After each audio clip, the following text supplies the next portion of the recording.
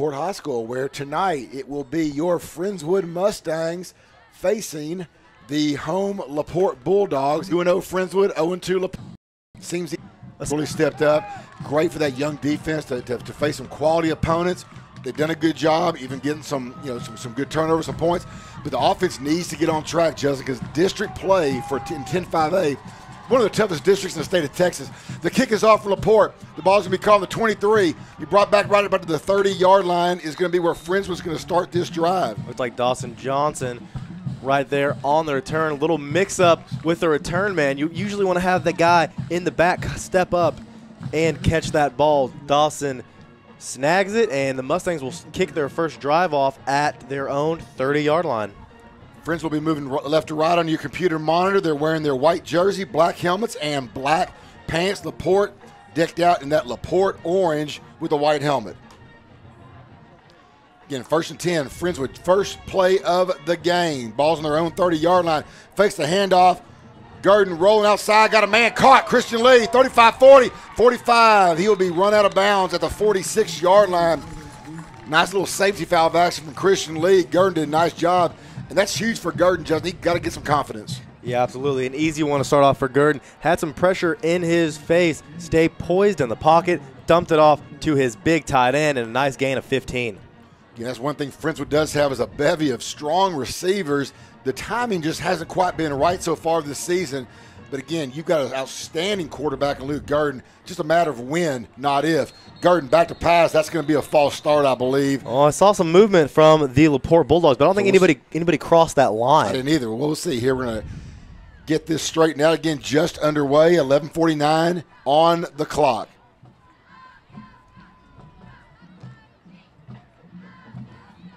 And the official's call is a false start for the Mustangs. So 15 up, 5 back. Friendswood will have their 1st and 15 from their own 41-yard line. Ball's on the right hash. Again, LaPorte coming in hungry this game, looking for that first win of the season. They got one common opponent in Clearbrook. Both teams, Friendswood beat Clearbrook last week 17-6. LaPorte lost the first game, only scoring 6. Pass up the middle is going to be caught. That's Luke Revere. And Luke Revere right there following that pulling guard. Big gap up the middle, and that'll move the chains. Looks like right at about a 15-yard carry right there for Revere. And that's exactly what Friendswood fans need to see and want to see tonight. They want to see this offense get a little roll. It's been too many 3-and-out so far this season, and the defense has had way too many snaps all season long. They've been getting gas. Be nice to see the offense put a little drive together here.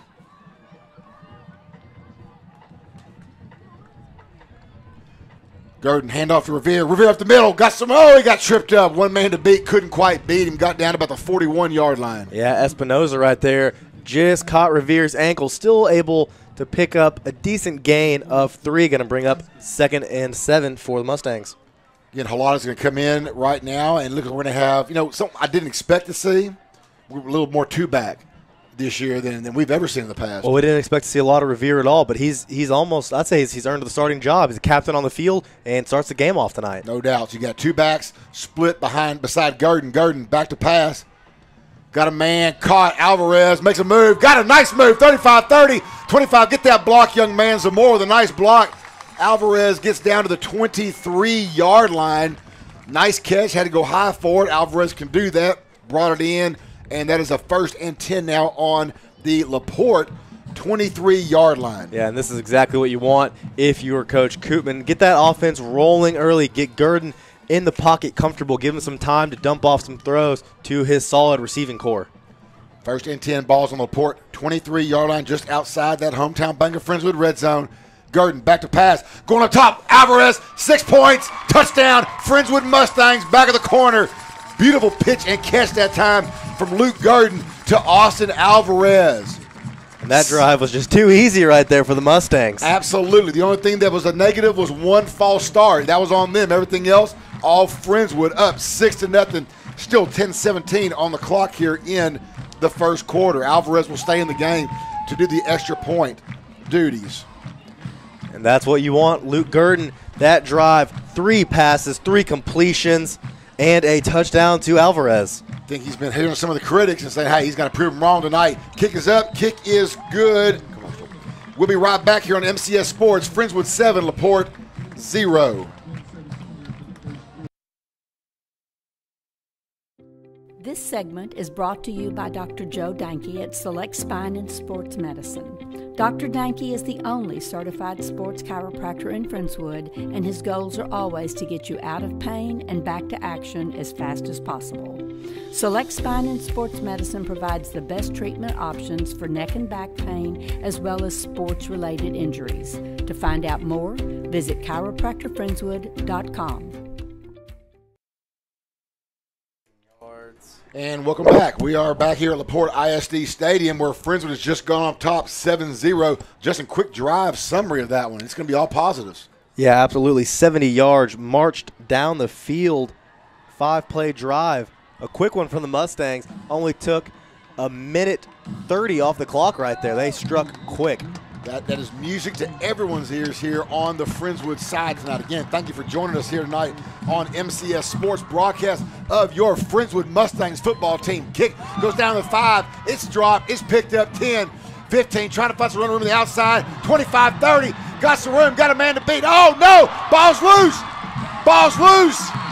Picked like up by the Mustangs. And it looks like Ryan Parks hopped on that one. Let's verify. It is Parks with the ball. Did. Just carrying the ball nonchalantly. Parks with the nice recovery. Head on a swivel when that ball is on the ground. Hops right on top of it. Mustang's ball, and just a disastrous start for the Bulldogs. Absolutely. Again, everything you wanted, then some for the Friendswood Mustangs. Again, this is the last non-district tune-up for both of these squads.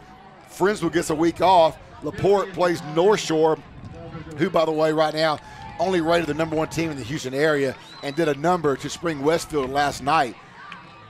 So Friendswood's in great position here. You got Revere in the backfield, Garden, trips receivers to the right side, single receiver is going to be Christian Lee all alone to the left. Again, Friendswood's ball just inside the 30 on LaPorte's 28. They're going to make I bet they're going for 6 here. They sure are. Austin Alvarez. Oh, nice coverage that time. That ball is incomplete. Yeah, Ayers right there with the coverage. Gurdon tried to float it up top to Alvarez. Ball didn't have quite enough juice on that one. And Ayers did a good job of not interfering with Alvarez.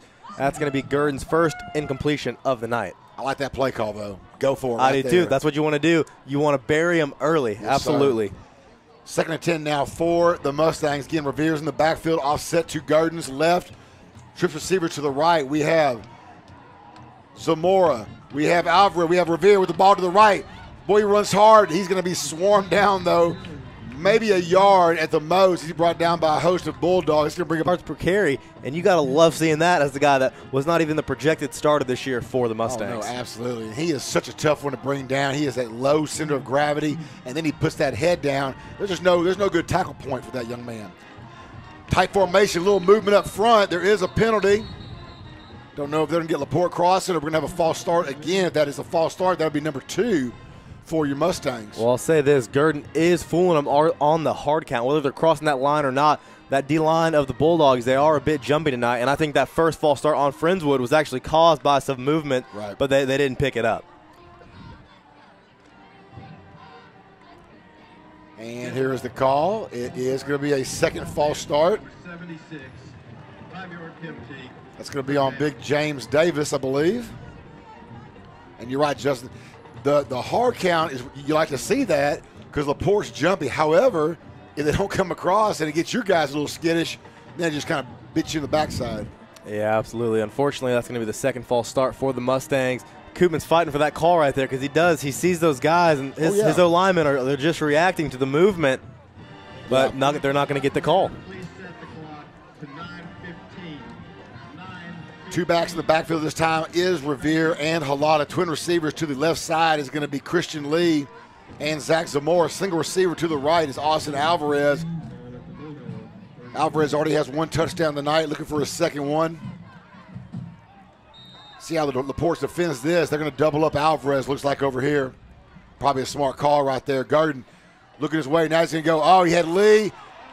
Nope, going to still trying to hit Zamora. Time did something beautiful with it, which is a strike to Zach Zamora. Friendswood's now inside that hometown bank of Friendswood red zone. They are on the 8 yard line of the Bulldogs. Oh, man, he had initially had Zamora on that corner route. He had him wide open. He had that safety over top. The corner bit hard inside, was able to make a play with his feet and still find him. Twin receivers to the right, single receiver to the left. Pitch back to Halada. Halada's going to be brought down for a loss. Not fooled. 4 LaPorte defenders led by Jordan Morales, the linebacker. Well, that's a big loss, but a loss of 4 right there. Halada, that's nothing he could do on that. By the time he got that pitch, there was 2 on him and 2 more coming. So it's going to be up a 2nd and goal now from the LaPorte 13-yard line. And Revere trots back in the ballgame, another 2-back set for the Mustangs. And so far, most we've seen out of the 2-back is just a passing. They'll put those backs back there, usually sneak Revere out in the flats, kind of as a safety option. Halada stays in the block. Twin receivers to the right side, single receivers, Christian Lee to the left. And we're going to have a timeout on the field by Friendswood. We'll take a timeout here with you here on MCS Sports. 8:04 left here in the first quarter. Friendswood up 7-0. First timeout of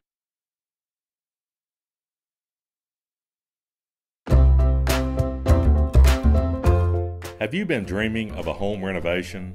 Are you looking to purchase a home? Is it time to refinance? With money to loan and the will to help, the best place to borrow is right at home. At Hometown Bank, dreams are built one family at a time. Stop in to see one of their experienced loan officers today. Hometown Bank is your local bank with deep roots in our community. With big league resources and services, that strength is used for local families and businesses. Come see how being local makes a big difference in banking at Hometown Bank. Visit Facebook, Twitter, or htbna.bank for more information. Member FDIC, Equal Housing Lender.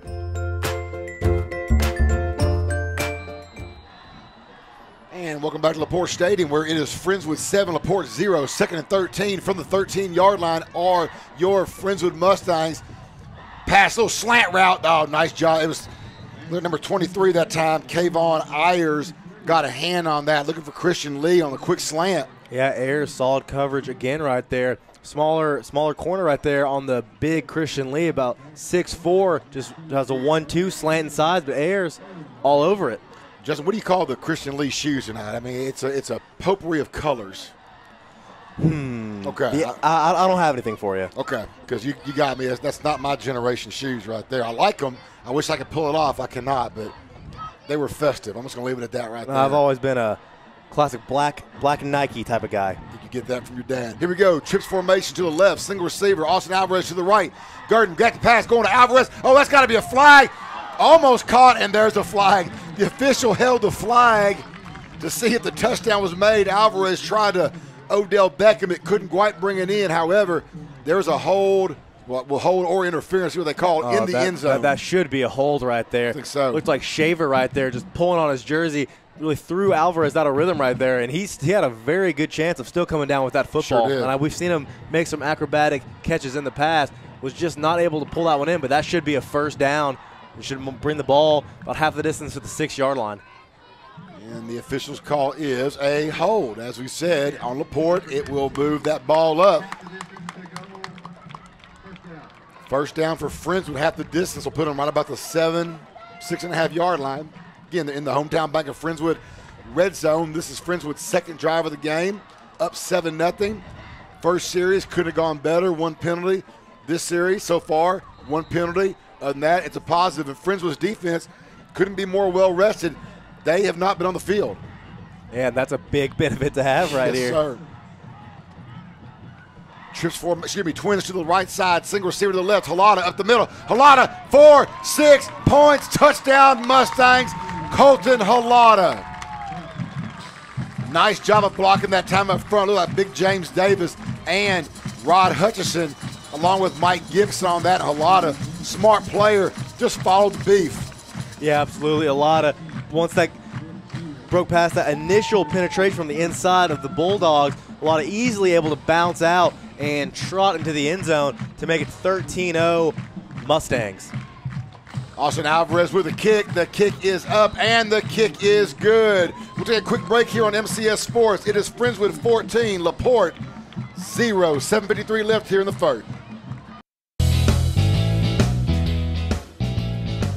Motor Trends is a locally owned and operated pre-owned auto dealership that specializes in customer service and one-price selling.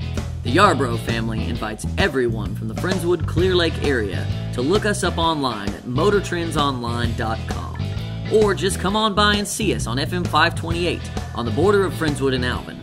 We have a great selection of trucks, SUVs, sports cars, and sedans. We support Friendswood Athletics.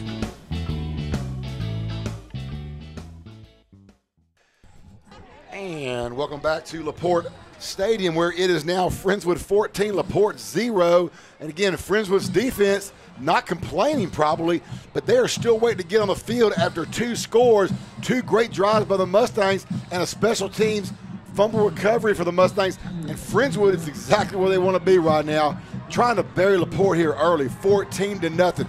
That last drive from Friendswood, capped by Colton Halata, touchdown. Halata come back from a little hamstring tweak last week and looking good so far here this season. LaPorte says, we're going to let this one die out so we can at least get one offensive snap here in the first quarter. LaPorte will start their first drive of the game. Yeah, Friendswood defense coming out fresh, have not touched the field so far in this ballgame, and the Black Shirts have been out in full force the first 2 games. The Mustangs have really hung their hat on their defense so far this season. LaPorte, really a team looking to put some points out here. They've scored 6 and 7 in 2 games with district coming up. And as they come out there, they got some good-looking offensive linemen, especially a left tackle over there. Looks like about 6'8". We're just going to throw that out there as we get this thing started. Handoff's going to go to the right side, a little sweep around the right. It's going to be brought down. Looks like McKay Hizataki. Yeah, Hizataki right there on that jet sweep. Was able to pick up a decent gain of 5 yards right there. Some of the motion sent the Friendswood linebackers to the opposite side of the field, allowing some space to open up for Hizataki. Tonight's first quarter brought to you by GenRG and Remax. Appreciate all our sponsors, including Hometown Bank of Friendswood, who hosted the pregame show. And, of course, the coaches show hosted by Pinnacle Construction, which you will actually hear again at halftime this evening. We may even have a special halftime guest. We're still working on that right now. Another sweep around the right side this time. It's going to be brought down for a loss, maybe, or maybe back to the line of scrimmage. Either way, it's going to bring up a third and about 4. Yeah, just same type of play right there.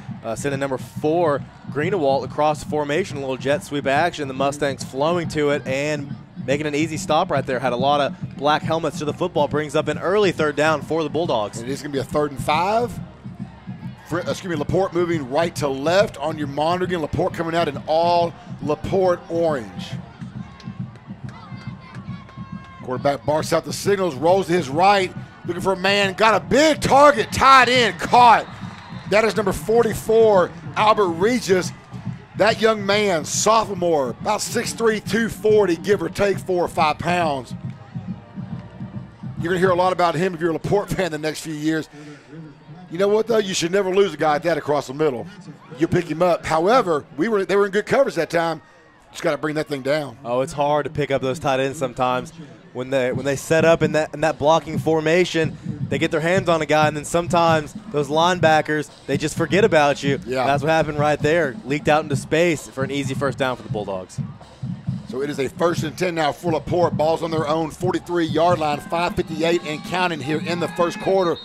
We have a timeout, looks like from LaPorte.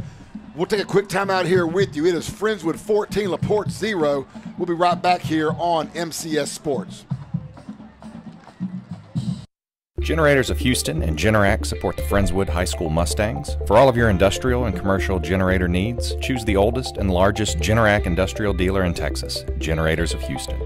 They are generator installation experts with over 14 years of experience and installation references in virtually every commercial, municipal, and industrial application. If your business needs a generator installation, service, or parts, call the largest industrial Generac dealer in Texas, generatorsofhouston.com. That's generatorsofhouston.com. Go Mustangs. And welcome back to LaPorte Stadium, where it is your Friendswood side Friendswood territory to the 45-yard line is going to be Hizataki, sophomore tailback. Oh, yeah, and that Tostado hanging on by a thread right there. That play nearly broke through for a big one. Still a 10-yard pickup for Hizataki. Just good block that time up front. Both Hilton and Bubba Farrell were a little knocked off the rocker that time, and it was just straight downhill, nothing fancy. And that's what LaPorte will do. Just seen LaPorte years and years. They just like to run that smash mouth right down your throat, try and stop it. Some years they have it, some years they don't. So far this year's been a struggle for them. Handoff downhill again. This time nowhere to go. It's going to be brought down to the backfield for a loss. That is going to be big. Who's that going to be? Stevens right there. Yeah, absolutely. Sniffing that play out from the start and nearly stripped that ball out. It was held loose, got his hand on it. Hizutaki able to ride that one down just for a loss of 3 instead of another Bulldog turnover. Sophomore tackling a sophomore right there. Good job by Jackson Stevens. It is now 2nd and 13. Balls on LaPorte. The Friendswood 48-yard line. I've heard quite a bit about Stevens. Apparently, he's got a little bit of Hayden Gardner in him. And for those who don't know, Hayden Gardner just got something, a little screw loose in your head. Just got a nose for the football. Will do anything to get there. That's what you want to hear for your linebackers. Absolutely. A Brian Cushing type of player right there. Port back to pass. Got some pressure by Hermes. Did not get him.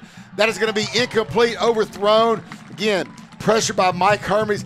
How many times did we say that last week? Oh, at least 4, considering he had 4.5 sacks. Absolutely. No, the pressure was there. That whole D-line, Justin, did a great job last week. Hermes gets a lot of credit, and he was the Chronicle Player of the Week, so shout out to you. But as you know, as a former defensive lineman, a lot of times it's what the other guys are doing too. They can funnel a guy to that. Yeah, absolutely. And if you're gonna put 2 guys on Hermes, that's gonna open up some one-on-ones for your other defensive tackles, and they stepped up and made plays as well. Sometimes they flush the quarterback to Hermes, and he just cleans up. Absolutely. So it is now 3rd and 13. Twin receivers to the right side. Back to pass. Going to be almost overthrown. Either way, it would not have mattered as Ryan Helton was right on top of that, sniffed that thing out. Great job, Mr. Helton. It is going to bring a 4th and 13 now for the Bulldogs, and it will be a punting situation. So Friendswood's defense, whole different story than last week. Last week, so many yards gave up. Bend, never really broke. This week, very few plays, very few yards. Got to love it if you're a Friendswood defensive fan. Absolutely, and I actually love the screen call right there from the Bulldogs. When you got an aggressive D-line like Friendswood and one that can consistently beat the O-line, it's a good play call, but Helton just smart, sniffed that one out. Well, that's going to be a short kick by the Bulldogs. This is going to give Friendswood ball on their own 33-yard line. We'll take a quick break. 4:24 left here in the first. Friendswood 14, LaPorte 0. We have school spirit. What about you? JSC Federal Credit Union offers Friendswood High School Mustang mascot ATM and debit cards. Parents, students, and staff, show your school spirit with your very own Mustang's mascot card. Visit jscfcu.org for more information on the mascot cards and our other products and services. They are ready to go, and we are too. Revere with the pitch back to the right side. Nowhere to run that time as LaPorte's front 7 really did a good job of getting in there. However, we have little laundry on the field.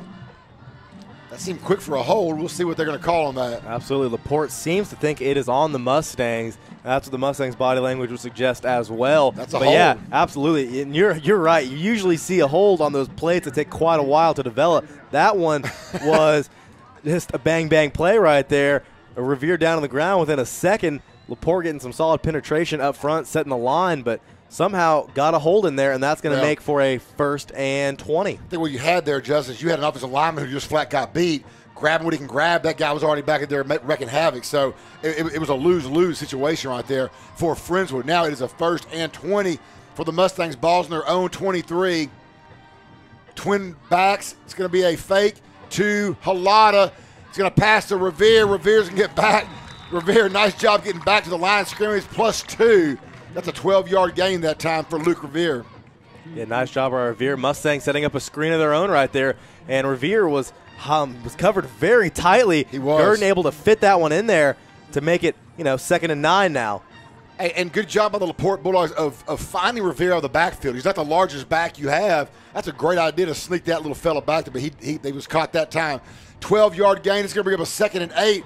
Pass going to be caught this time by Alvarez. That's going to be a nice, easy pitch and catch for the 1st down. Friendswood's going to be out of bounds at the 43-yard line. Yeah, nice pitch and catch right there. Solid QB to wide receiver connection. We haven't seen that in games 1 and 2, but it has been there tonight, especially to Alvarez.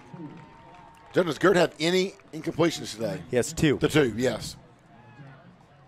Such a different game. It is 1st and 10 now on their own 43. Revere with the handoff. Revere hops over one defender, loses the ball. Gurdon falls on it, picks it up, and he's going to go down smartly. It's going to be about a 3-yard loss, but that could have been more devastating for the Mustangs. Revere had the ball, hopped over a defender on the ground, and as he did, ball just popped loose. Yeah, good job right there by Gurdon. Just not trying to do anything too crazy. Don't get yourself hurt. Just slide, take the loss of 3, and you're going to have a chance to pick it up on your next 2 downs. Crowd getting into it. Nice crowd here tonight. Came across Fairmont Parkway for Friendswood. Twin receivers of both sides. Gurdon, quick pass, quick out. That's going to be bobbled, but caught by Austin Alvarez. And does exactly what you want to do. Get about half the yard. He's 2nd and 13, picked up about 6. Alvarez, 4th reception on the night. That's quite a bit just in the first quarter. 2:29 left here in the quarter. Thanks everyone for listening out on MCS Sports. We've got a few people chatting already with us. Always fun.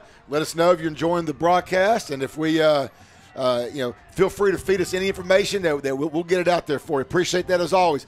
Twin receivers to the left. Big play here. Gurdon is going to be almost dropped. He's going to rush out of there. 45, 50. There goes Luke. 40, 35, 30. 25-yard line. Cool hand Luke got out of pressure and got all the way down to the LaPorte Bulldog 25. 30 yards right there for young Luke Gurdon. The Bulldogs brought some serious pressure. Sure 5 did. up the middle, got through that Mustang O-line, and Gurdon broke a tackle and then found some open space. He really worked well with it. Absolutely. This is a different Luke Gurdon than we've seen the first 2 games. Completely agree. This is the one that people expect to see. Again, people got to remember those first 2 games. You got a sophomore playing there. He is still only a sophomore. Great job that time. Hand off to Revere up the middle. That's what he does best. He's dragging 4 guys with him. Gets a first. If it's not a first, he's about a yard short. He got about 3 yards before he got hit, and he drug 4 to 5 defenders another 4 or 5 yards. Yeah, that is the Revere style of running right there. Getting hit about 2 yards past the line of scrimmage, taking guys with him all the way down to the 16. Twin receivers of both sides. Revere offset to Gurdon's right. Gurdon quick out, caught again. Austin Alvarez, they're making this look like 7-on-7 out there. Yeah, it's just too easy right now for the Mustangs. And the Bulldogs, they're really just giving them too much space. Alvarez has all kinds of room to work with, and you can't give a guy like that kind of space. Port's going to have to talk about Texas Bank with so many community banks around town being bought out by larger regional financial institutions. Texas Bank is standing strong as one of the last true community banks in Houston. They have a strong commitment to doing the right thing the right way. They're a full-service, independent community bank with a friendly neighborhood feel. And their new mobile banking products make it easier than ever to bank at your own convenience. Not to mention, they are proud supporters of FISD and the Mustang football team. Call them at 281-276-1818 or, of course, visit them online at TexanBank.com. They know what it takes to be a Texan. Member FDIC, equal housing lender. Thank you, Texan Bank. Thank you for all our sponsors. Again, first quarter tonight brought to you by Genergy and by Remax. We are 1:37 left here in the first quarter. Friendswood looking to put 7 more on the board before this quarter is over. It is a 1st and 10 from the, 1st and 5 from the 5 in the, Justin, Hometown Bank. Hometown Bank of Friendswood Red Zone. That's what I'd like to hear right there. Friends of fans do too. Luke Revere made a move, got 1 man to beat, got him 6 points. Luke Revere. Touchdown Friendswood Mustangs. They're up 20. I love the LaPorte scoreboard says 6 for the Bulldogs, but that's just a home operator with wishful thinking. That needs to go on the Friendswood side. It is 20. Austin Alvarez fixing to make it 21. Yeah, that was just too easy right there. Counter right there follows those guards. Walk-in touchdown. Absolutely. Extra point, snap back, ball down, kick up, kick good. We'll take a quick break here. Friendswood on top of LaPorte, 21-0. We'll be right back here on MCS Sports. Not completing high school is more of a social thing than it was an academic thing. Even though all these years have passed, I still had that longing to have my diploma. At age 30, Carissa finished her high school diploma. If you're even considering getting your high school diploma, you can do it. No one gets a diploma alone. If you're thinking of finishing your high school diploma, you have help. Find free adult education classes near you at finishyourdiploma.org. That's finishyourdiploma.org. Brought to you by the Dollar General Literacy Foundation and the Ad Council. And welcome back to Bulldog Stadium, where your Friendswood Mustangs are up big, 21-0 on the LaPorte Bulldogs. Justin, let's break down that drive real quick. You know, as it's been this whole first quarter, it's just all Friendswood. Yeah, 77 yards, marched all the way down the field. Really a simplistic drive for the Mustangs, not breaking out anything too crazy. Started off with the hold, backed them up to first and 20, was able to pick that up with some shots to Alvarez. Alvarez creating routes in a lot of space, has nothing but room. Gurdon scrambled for 30, capped off with a Revere 5-yard counter into the LaPorte end zone. And this is the game that Friendswood needed to have before district starts, and there's no doubt there's a penalty right there on the kickoffs. We have some hungry special teamers, a little anxious. You know, you think Coach Thomas works on that in the practice. Oh, I'm sure he does, and he's not going to be happy. He had about 3 white jerseys ahead of the line. That was a clear offsides, and it's a shame because they would have had the Bulldogs down at their own 18 off that surprise squib. Yeah, and Coach Thomas is pleading his case, but I'm going to tell you, Coach Thomas, we saw that from up here. So it is what it is. Back them up. I think we'll see what LaPorte's going to do here. I imagine they'll have him re-kick because the 23-yard line is still not that solid, especially when you're down 3 scores early. And we are still waiting for the decision. They're going to, as you said, re-kick this ball. So, again, Justin, you've had 3 drives for Friendswood, 1 drive for LaPorte. Every drive of Friendswood has had 1 penalty per drive. But you've also ended with 6 points and the extra point. So, if you're Coach Cooper, I guess you just take that and say, hey, that's what it takes. We'll take that penalty as long as we're scoring every drive. Yeah, you score every drive, you don't have too much to be upset about. No, you do not. Again, this is exactly what the doctor ordered for Friendswood last week, that 17-6 win with 1 touchdown by Luke Revere. That was it. It was offense was a no-show last week. The running game, I'm going to back up. The running game has been strong the first 2 games with both Colton Halata and Luke Revere, and that's been the saving grace so far. As the remainder of the offense is just kind of waiting to get in sync. But I tell you what, they found something this week in practice. This time, well, that was close too. Ball's going to be kicked back to the 8-yard line. It's going to be brought back to the 15, the 20, 25, 30, right at the 30-yard line. It was brought down by Dawson Johnson right there. LaPorte's going to start off on their own 29 with 1:26 remaining in the first quarter. Friendswood up 21-0. Thanks, everyone, for listening tonight on MCS Sports. And for those of y'all who are participating in our chat function, we appreciate that as well. If we don't get back to you, that's because we're still watching the game and trying to pay attention, but we will get to you when we can get to you. So thank y'all for participating and appreciate everybody listening this evening. Twin receivers on the left side for LaPorte. Single back, offset to the left. It's going to be a handoff this time. Here's a talkie to the right side. Got some running room, got about the 40-yard line. That is going to be right at the sticks. I think it's going to be enough for a first down, and it is. Right about the 39-yard line of the Bulldogs goes young sophomore McKay Hizataki. Dragged down to the end of the play right there by Davis Tinger, just trying to hold on and wrangle him down. Quarterback is River Thompson for the Bulldogs. Again, Makai Hizataki is the tailback, just a sophomore. Twin receivers to the left side, Hizataki to the right. It's going to be a sweep to Hizataki around the left side. It's going to be brought down that time. Looked like, who got there first, Justin? Was that 44? Yeah, was Helton? I saw Helton there first, and man, Hermes really blew up that tackle right there, forced him to make a cut inside early on that sweep, trying to get to the edge before anybody. But Hermes doing an excellent job of setting it, giving him nowhere to go. 35 seconds and counting here left in the first quarter. LaPorte's ball on their own 42-yard line. LaPorte moving right to left, at least for one more play before they switch for the quarter. And they were in no hurry to get this thing off. 15 seconds on the play clock. They will have to get one more snap off here in the first quarter. Friendswood setting the edge on the left side. You're going to have Roney up there, and they're going to run to that left side. Roney's going to try to drag it out. He's going to try to drag it out some more. Got a block. Hizataki still on his feet. 40, 35, caught from behind. it going to go down right to the Friendswood 35-yard line. Good blocking that time. Ronnie was in position, just couldn't quite get off the block, and Hizataki made the move, and it is going to bring up the end of the first quarter. It is Friendswood 21, LaPorte 0. Come right back with us. LaPorte's making their first extended drive with this ball game. We'll be right back here on MCS Sports. I'm a 40-year-old man that walked in there to get his high school diploma. It was very hard for me, but Miss Araceli, she gave me direction. At age 47, Marco finished his high school diploma. 50% of getting your high school diploma is walking through those doors. The other 50% is doing the work. No one gets a diploma alone. If you're thinking of finishing your high school diploma, you have help. Find free adult education classes near you at finishyourdiploma.org. That's finishyourdiploma.org. Brought to you by the Dollar General Literacy Foundation and the Ad Council.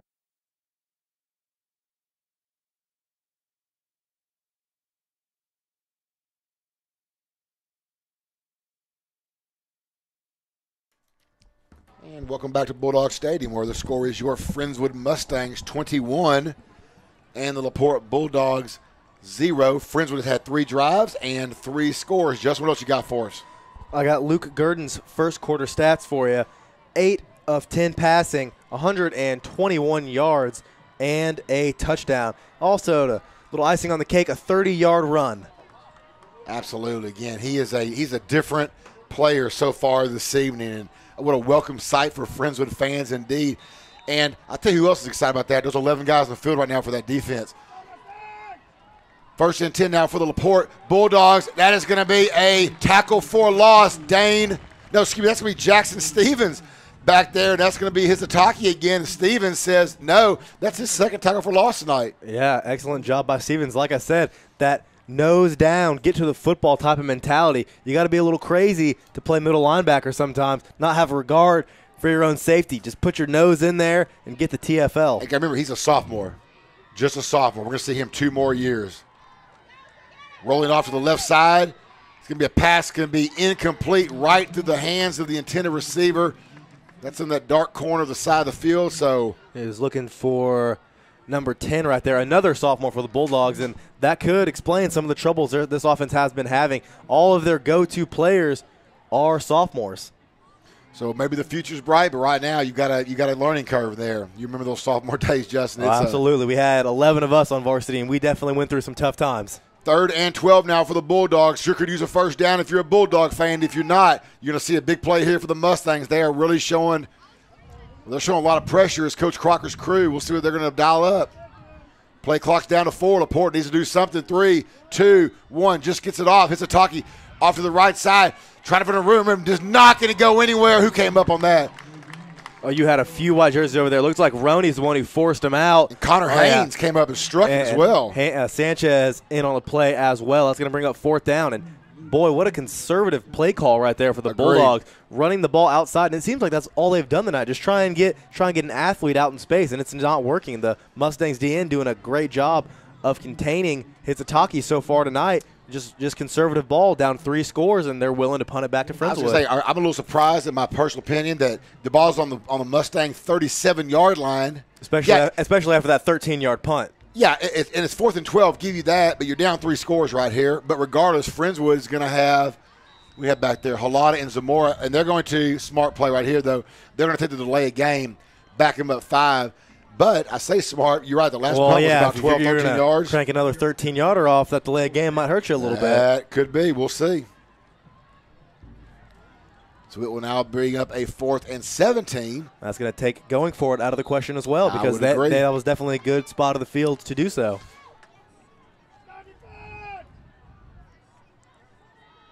So Zamora and Halata back deep.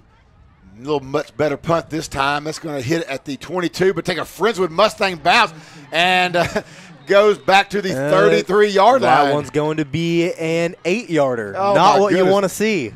Punt was solid. Took a bad bounce, and then LaPorte defender let it roll about 5 more yards right in front of him like he was trying to down it inside the 10. But regardless, it's going to bring up a 1st and 10 now for your Friendswood Mustangs. They will start this drive on their own 33-yard line, 10:22 left here in the first half.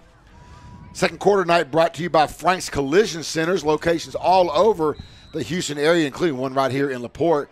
and one in the Clear Lake area and hometown bank of Friendswood. Twin backs to Gurdon's side. Halada with the handoff to the left side. He's going to be brought down right at the 39, give him a gain of 6. Thought we might see a horse collar. I have not seen a horse collar called in the first 3 games. This is true. People playing smart football these days. It's easy to pick up flags these days. Yes, that is true. It is going to be a 2nd and 4 now for the Mustangs. Taking their time getting the play in. Gurdon going to have Halada. Receivers right now is going to have Fluellen's going to be on the trip side. Inside you have Zamora. And also in there right now is John McCabe. Single receiver to the left side is going to be big Christian Lee with those beautiful shoes. Gurdon back to pass, looking for Lee. Over his head, just out of his hands. Tough catch. Would have been a pretty catch. Just got some fingertips on it.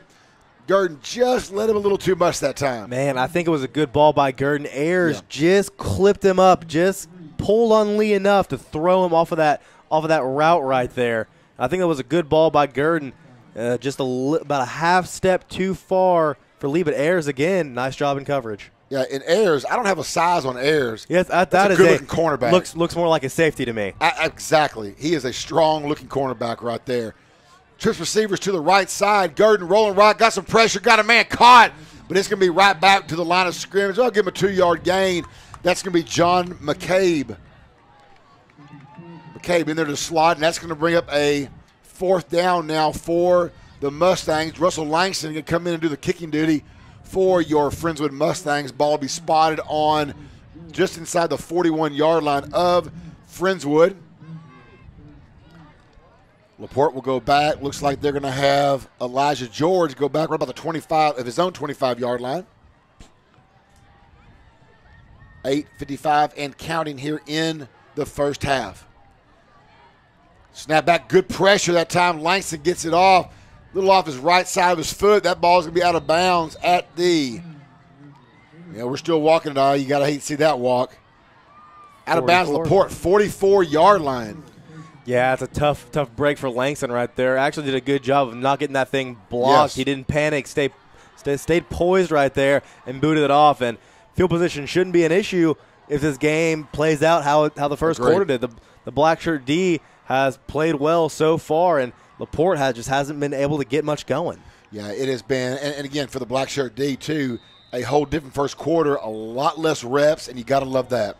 It is going to be 1st and 10 for the Bulldogs. Ball's on their own, 44-yard line. LaPorte moving left to right on your computer screen. Hizataki in the backfield. Hizataki around the right side trying to find some room. He's going to be dropped for a loss. That is going to be going to get it right here. That's going to be Trey Mapp. Trey Mapp all over that one. Looks like he actually got blocked into him a little bit. Sniffed that one out. 2nd and 13, and the Bulldogs are lacking some serious creativity on the offensive end. They are just sending Hizataki out, running them on a jet sweep, or just letting them run in a straight line down the field, and the Mustangs are just not caving in. And Mapp just comes in from that safety spot. You had a single safety back that time. Now we're going to have 2 backs back there in the safety spot with Mapp and Sanchez, I believe. Quarterback rolled to the left side, caught, 47-50, Friendswood territory, 45-yard line. It's going to be enough for a LaPorte first down inside Friendswood territory again. Ball's going to be spotted right at the Friendswood 45. Just under 8 minutes left here in the first half. And LaPorte's going to have to get that pass going, not only to soften Friendswood up a little bit. They're not going to bring as much pressure if the pass is clicking. Now it's going to open up that run game as well if they can get the pass going. I think that's what LaPorte needs to do right now because Friendswood has been all over the run, especially on the outside. Well, Hizataki's out right now. Looks like Donald Edwards is in at tailback. Don't know if that's going to switch things up, but it's been definitely a run-heavy game so far for the Bulldogs. It is a passing situation. It's going to be caught by Elijah George. He's going to be brought down quickly that time. Look by Haynes and Helt and finishing him off right there. Going to be a pickup of 5 as it looks like you're going to have Downs check in the game for Big Bubba Farrell. Give Bubba a quick breather, get that young man back in, but you got some good replacements there. Again, that D-line doing an outstanding job so far this season. It is a 2nd and 5, and we've seen 2 passes in a row for LaPorte. That's an oddity so far tonight. Twin receivers to the left, single receiver to the right. Thompson back to pass. Got a man caught again. 3 passes, 3 receptions. That's Elijah George again. Yeah, and I think that's why LaPorte has Edwards in right now. Big senior fullback type just in there for the pass protection. So it is going to be enough for a first down. So LaPorte putting an extended drive together here. Ball's on the Friendswood 33. Friendswood up 3 scores, 21-0. But LaPorte making a move now with the passing game. And just his attack, he's still in there, but he's out there at the left side, single receiver. Well, that's what you do. You put your best athletes on the field that give you the best chance to win the ball game. 4 passes in a row. Thompson going to scramble. Got some room. 30, 35. Trying to get chased down as Jackson Stevens runs him out of bounds at the 24-yard line. Right in front of the stick. Going to be about 2nd and 1. Man, and Thompson should have tucked that thing early. He had a lot of space. Still held that ball up high like he was looking to pass, but there was nobody in the vicinity. If he would have tucked that thing, he would have been able to pick up a first down and more. So it is going to be a 2nd and 1 now for River Thompson and this LaPorte Bulldog team. Down 3 scores to your Mustangs. Another big back in the backfield right now for LaPorte. Albert Regis, that's that tight end we were talking about earlier. Sophomore, he's dotting that. He's going to get the ball. He is going to be brought down for a loss by a swarm of Mustangs led by Dane Roney. Dane Roney, that's all you got to do is hold the big boy up and let your buddies come and rally to the football. And, man, that is not what you want out of big number 44 if you're LaPorte. Run down the middle, young man. Yeah. All you got to do is put that big head down and pick up a yard. Instead, a loss of 4 trying to bounce it out. He was in there for the short yardage situation and did the complete opposite of what he was supposed to do. So now you have, instead of a 3rd and short or 2nd short, you got a 3rd and 5. And then bring in the blocking back, Edwards. So LaPorte is looking to pass right here. If you're Friendswood, you got to key on that. Sure, absolutely. In my mind, there's no reason you're going to think that Edwards is going to get the ball right here. He does not. River Thompson trying to find some run room on the left side. He's going to throw a pass. It is going to be incomplete. Oh, boy, that one was nearly intercepted as Thompson was trying to throw across his body right there. Looks like that was Tostado. Yeah, it was Tostado in coverage. Nearly had a shot at interception, but it was even behind Tostado right there. Thompson really trying to force that one. And if you're LaPorte, you got to go for it right here. And I think they are. 4th and 5 in Friendswood territory on the 27-yard line, just trying to get some sort of points on the scoreboard tonight. Now you got Hizataki back in the backfield, but you got big Regis in the slot. And you got to think he's the target. I'd be looking for Regis right here. I absolutely would be. Sports. When I grow up, I want to be a new pair of blue jeans. When I grow up, I want to be a kid's first computer. When I grow up, I don't want to be a piece of garbage. And if you recycle me, I won't be. Give your garbage another life. Recycle. Learn how at iwanttoberecycled.org. Brought to you by Keep America Beautiful and the Ad Council. And welcome back to LaPorte Stadium, where it is 5:21 left here in the first half. Friendswood on top of LaPorte, 21-0. It has been all Mustangs up to this point. However, dramatic pause. LaPorte has a 4th and they're going to say 5 on the Mustang, just inside their 30 at the 28-yard line. Now LaPorte does come out in a different formation. Hizataki still in the backfield. Regis in the trips formation. And now watch out for that slant from Regis. Why not? 6'3", 240. Post him up, big boy. Let's see what Friendswood's going to do to stop it. And Friendswood calls a very smart timeout after they saw what LaPorte could come out and do. Thompson started raw to his left, looking for the Regis side. And Friendswood's going to call a timeout. We'll stay right here as they do. So, again, big play for Friendswood. Not game defining. You're up 3 scores right now, but you'd love nothing more than to stifle this drive, get the ball back, maybe put one more score on the board before the half, and go in well and control this ball game. Yeah, absolutely. LaPorte just looking to stay alive right here. And LaPorte's thinking they can get this score and they will get the ball out of the half. I mean, they could easily come out of the half and make it a 1-score ball game. That's true. But if not, I mean, this is just a big 4th down conversion for the Bulldogs right here. It's going to be tough to bounce back 3 scores down with Friendswood having another chance to put some points on the board. Oh, yeah, absolutely. No doubt. So we'll see now what LaPorte's going to do. Again, you've got to think the big sophomore tight end / running back, Albert Regis, has got to be one of the main targets here. You got George, who's been a big target. He's in the inside. His Ataki in the backfield could squirt him out too. He's been a target as well tonight. We'll see what they're going to do. Regis in motion, blocking. There's the release of Regis. Exactly what we said. That's going to be incomplete. I like the play for LaPorte.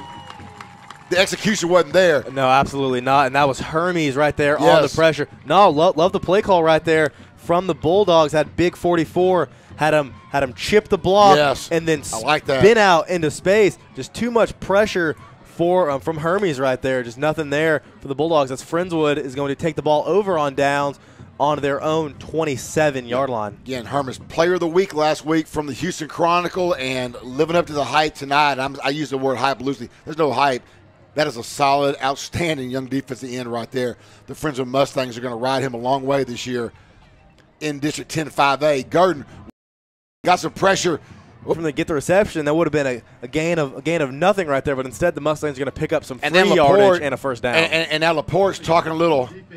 I'm not sure why LaPorte's talking. You got a young man over there talking to Christian Lee, and Christian Lee's probably just saying, fella, first of all, we're up 3 scores. Maybe they're talking about their shoes, Jess. What do you think? I mean, that's the only thing he could talk any mess about. How can you talk down 21-0? And when he's holding them. And when you're holding them, exactly. So, who knows? Maybe they're friends. Twin receivers to the right side. 5:12 left here in the first half. 21-0. Friendswood on top of the LaPorte Bulldogs. Revere offset to the left. Garden back to pass. Garden got some time. Got a man out of that's Christian Lee. Caught it. 40, 45, 50. Inside LaPorte territory to the 45. Let's see if that young man says anything to Lee this time. No.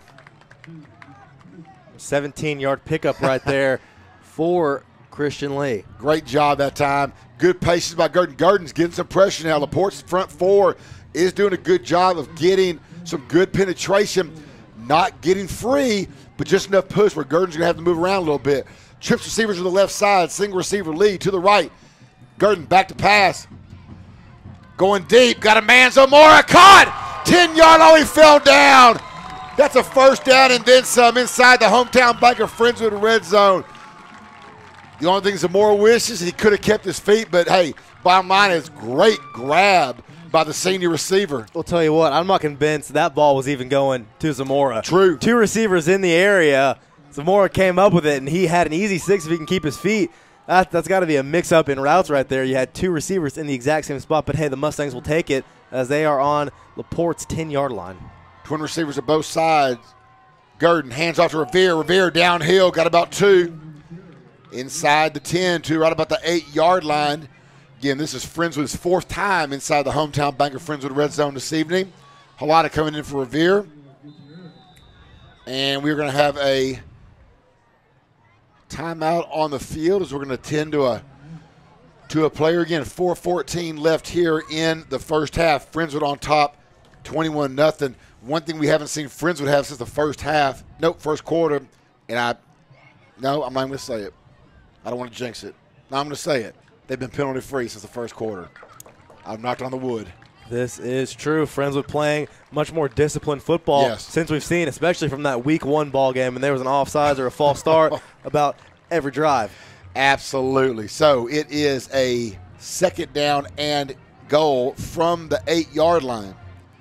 4:14 left here in the first half. Friendswood trying to tack on one more score to go up on the LaPorte Bulldogs 28-0. Again, LaPorte just been struggling so far this season. Scored 6 in one game, scored 7 in another. Got a goose egg on the board so far tonight. Got a good young group of players out there. Just need to get that experience. Twin receivers to both sides. Garden back to pass. Corner of the end zone. That is going to be, that is overthrown. Looking for Lee right there on the outside. Looks like little switch route right there between the Flu and Christian Lee. Looking for Christian at that back pylon. He had him. Garden just too much juice on that one. Going to bring up 3rd and 8. And I wouldn't be surprised if you look for Lee again right here. Big target. You're going to look for Lee or Alvarez to try and pick up that final 8. If not, they'll settle for the field goal, but I imagine they're striking for the end zone right here. Oh, sure, absolutely. Halata back in at tailback, offset to Lee, to Garden's right. Some movement up front. Gurdon, back to pass, flushed out. You can run. 10, 5, get in the house. Oh, late hit. There's got to be a flag on a late hit. You've got to be kidding me. Number 6, Arnold, straight helmet to helmet with Gurdon. And there's going to be a hold on the Mustangs, but those flags should cancel out. Goodness. They should get a free play. Already across the goal line, play is dead. Took a shot right in the crown of the helmet. All over, and rightfully so. And he has to be. That is an egregious helmet-to-helmet shot right there, whether you want to call that late or not.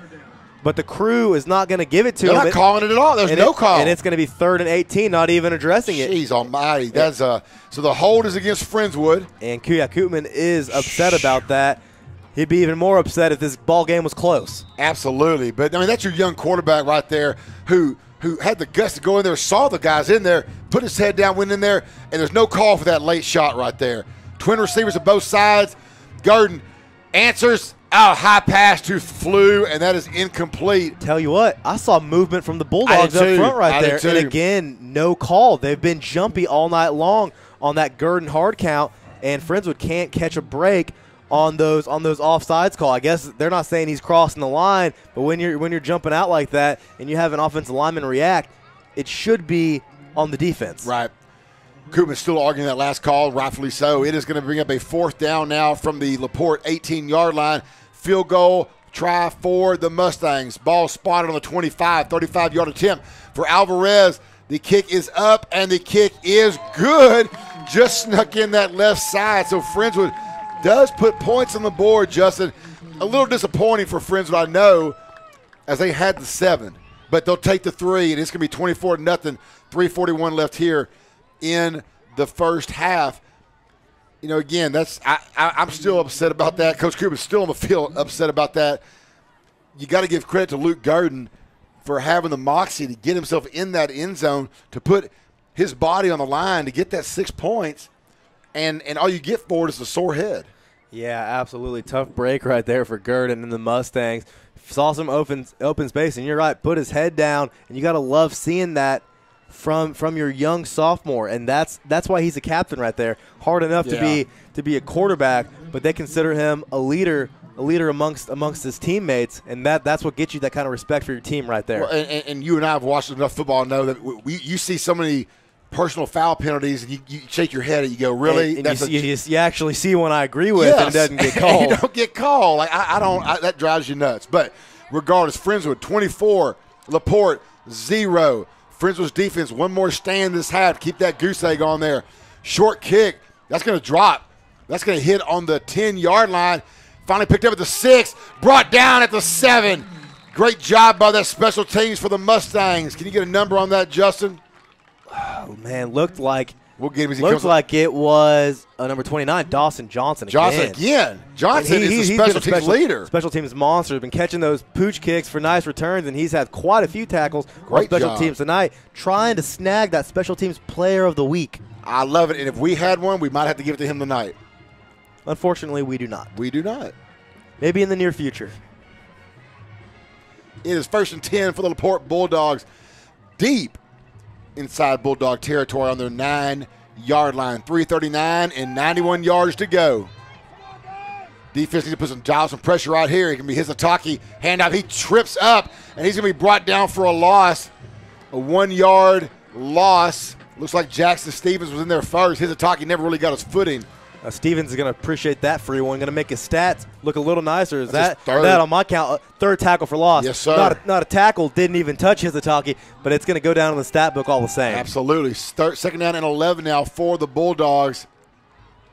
And they're just trying anything they can do to carve their way out of this hole. 3:08 left here in the first half. 2 backs in the backfield. Surprise, Hizataki around the left side. Nowhere to go. They're going to give him he got about 2 on that. As Friendswood's defense doing a good job of scraping and get off those blocks. I'm not getting the play call from the Bulldogs tonight. They've had success in the passing game, down by still technically 3 scores, depending on how you want to look at it. Can still crack that 24. But you got to be you already have to be in desperation mode, and you just keep beating the dead horse right here, running his Ataki outside. But the Friendswood ends, Tinger and Hermes, have not broken. They've done an excellent job of scraping the line of scrimmage and containing his Ataki all night long. And again, you've got a weapon in there in Albert Regis to tie it in. They're just not taking advantage of him right there. He is a tough guy to bring down. And it's a handoff up the middle on 3rd and 7. Another conservative call right there for the Bulldogs. And, I mean, Friendswood are going to be happy with it. Absolutely. They want the ball, and they want to finish them this first half, as you should right there. I mean, just conservative football for the Bulldogs, down 24-0. They're content with handing the ball up the middle on a 3rd and long, and the Mustangs will take it. Yeah, 2:08 left here. Friendswood's going to have plenty of time left. There'll be no timeouts left for the Mustangs. But I like the idea here. We haven't seen a great punting game tonight from LaPorte. Well, Friendswood's, you're going to have Halata have his heels on, man, maybe the 40-yard line. Yeah, it's going to be it should be great field position for Friendswood, and they're saying probably right now. Had a lot of hang time on them tonight, and they have sure as heck have not had a lot of distance on him. If he does get this ball, he should have a chance, but it looks like it's actually going to be Zamora back there. It is going to be Zamora right about his 45. Yeah, that's smart. Play conservative. You don't want that ball going over your head. No, Zamora got great hands right here too. You know, let him in there, and Halata does too. No discredit at all to Dakota Halata, but Zamora, as you know, sure-handed receiver. Just make sure you get the possession and let that offense keep clicking. 24-0, 2:08 left here in the first half. Your Mustangs are on top. The kick is off, and it's another short one. As we said, it is going to be down to the 35-yard line. There you go. So it's exactly what Friendswood wanted to do. Great job by the black shirt D. Friendswood Mustangs have got to be, we say, just 15 yards for field goal range. I think Alvarez drained it from here. Oh, I like your confidence. I like your confidence. He's got the distance. Doesn't quite have that traditional field goal kicker height. Likes to line drive them. That is true. But they count all the same. You know what Alvarez would rather do right here? Score a touchdown. I would agree. Twin receivers at both sides. Alvarez will be split out to the right. Lee off to the left. Actually, we have trips receivers on the left side. Gurdon back to pass. Oh, he's got the flu. No, he's got to hit Christian Lee. Oh, that did ball he come was down bobbled. with it? That ball was bobbled. No, he did not. Had him. That was a deep comeback route from Lee. He had his man beat. If he would have continued on and ran that vertical, that would have been 6 points. But the route, it is what it is. Yeah. Designed how it is. Still came back, had a shot at it, bobbled it, and then jarred out at the last moment right there by Martinez. And Fluellen had that corner route too right there, which I thought they were going to. But either way, 2nd and 10 now. Ball's on the 35 of the LaPorte Bulldogs. Again, no timeouts left for the Mustangs. Passing situation here. Halata in to block. Across the middle, that ball is going to be incomplete. Zamora went upstairs to get it. Couldn't quite bring it down. Good coverage that time by the Bulldogs. And we are going to have, see who's coming in now. They're going to be Revere back in the game for Halata. And watch Revere on a screen right here. Slip him out into space. As the Bulldogs have been putting pressure on Gurdon recently. That's 3 incomplete passes in a row for the Mustangs. And you got plenty of time. You got 1:51. Even if you do get a screen and you stay in bounds, you can move the change. Clock will stop. Get set. You got plenty of time here to do some damage. Twin receivers to the left side, single receiver to the right, and we're going to have both backs in the ballgame, Halata and Luke Revere. Staying back to block. Halata squirts out. Gurdon passes to Alvarez. It is That's going to be enough. Caught. Got it for the first down. Beautiful toe tap over there on the right sideline by Austin Alvarez, and that is going to be 1st and 10 from the LaPorte 23-yard line. We got one Friendswood fan right by the crowd mic. It couldn't be happier. Loves it. Could not be happier tonight. I love the play call right there, bringing both backs in, having a lot of slip out in space, and having the blocking back Revere stay in right there. Good play call, and have Alvarez work the sidelines for a first down. Trips receivers to the left side, single receiver to the right. We're going to have 1:47 here left here in the first half. Gurdon back to pass. Caught. Fluellen inside the 10. 5. Fluellen getting that in. Got it. Hey, got it. 6 points for the Mustangs. Alex Fluellen, the Flu. 22 yards and a score for the Flu, making a man miss. Big leap into the end zone. Had to make sure he got it. 22 yards. Gurdon second on the night. 30-0. Your Mustangs on top. Extra point pending. Great job by the black shirt defense to set that up. Nice job by the offense to put the score. And just I've said before, I'm going to say it again, as that thing is good. This is the game that Friendswood needed before district starts. We'll take a quick break. 31-0 Friendswood. 1:39 left here in the first half on MCS Sports. Next Thursday, you will be caught in a flash flood. Disasters don't plan ahead, but you can. Talk to your loved ones about making an emergency plan. Get started today at nyc.gov/readyny or call 311. Brought to you by New York City Emergency Management and the Ad Council.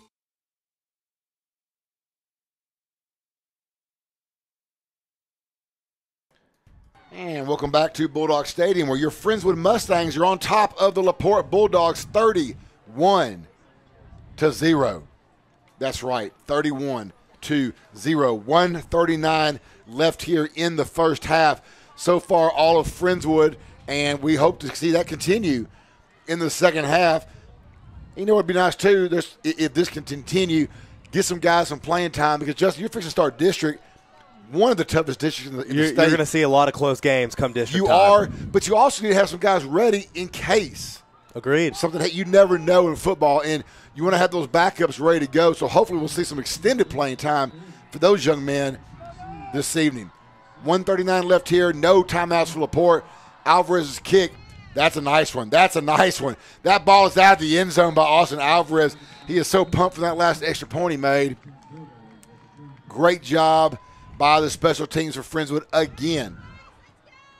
So we'll see now. I kind of anticipate LaPorte being conservative here and running this thing out, to be honest with you. I mean, it wouldn't surprise me. It seems like the kind of just based on the body language on their sideline and their huddle right now, they don't have the fire that they came out with this game. They kind of shut it down. And I saw that last drive when it was still 24-0, 31-0. This game already seems like it's a little out of reach or discouraged. You've only put up 6-7 points this season, and now currently 0. They're just trying to outscore their baseball team at this point. Absolutely. Twin receivers to the right side. Hizataki up the middle. Hizataki with some room. 42-yard line. Yeah, Hizataki showing some serious burst right there. Understood they haven't ran the ball up the middle all game long. Friendswood not looking for it right there. So the ball will be spotted on LaPorte's 42. Again, no timeouts, clock running, 1:24 and counting here in the first half. Hizataki again trying to get off to the right side. He's going to be brought down for a loss. That's big. Helton taking him down for another TFL. Helton all over the place tonight. Those linebackers have been so active tonight. Jackson Stevens with 3 TFLs. Helton with a couple. Dane Roney doing a great job. I mean, those Friendswood linebackers are some of the most active we've seen so far this season. And again, for LaPorte, no timeouts. 38-yard line, 2nd and 14. Blocking back is in. Hizataki off to the right side, so we imagine this will be a passing. Watch the pass. That's a big key right there. Number 32 trots in the ball game. And they are in no rush at all. And the game clock actually shut off. They were close to a delay game right there. Hizataki, little jet sweep, trying to get around the left side. Oh, he's hit. He is hit by, I think that's Yawn. That is J.P. Yawn who gets him with a little celebration right there. Yeah, got a little swagger to him. I like that. 35 seconds left, 3rd and long. Will this be a passing down for the Bulldogs? I would say it's not. I bet they run this thing out into the half. Don't want to give Friendswood another chance to get this ball, and they do not have a timeout to stop the clock. So I imagine this is going to be Hizataki up the middle. And it is Hizataki. Another tackle for a loss, Jackson Stevens. Number 4 on the night. Stevens having himself an absolute ball game. Jackson Stevens has come to play tonight. Young sophomore growing up right in front of our eyes. That's going to be the last play of the first half. It's all Friendswood. Friendswood 31, LaPorte 0. We'll be right back here on MCS Sports.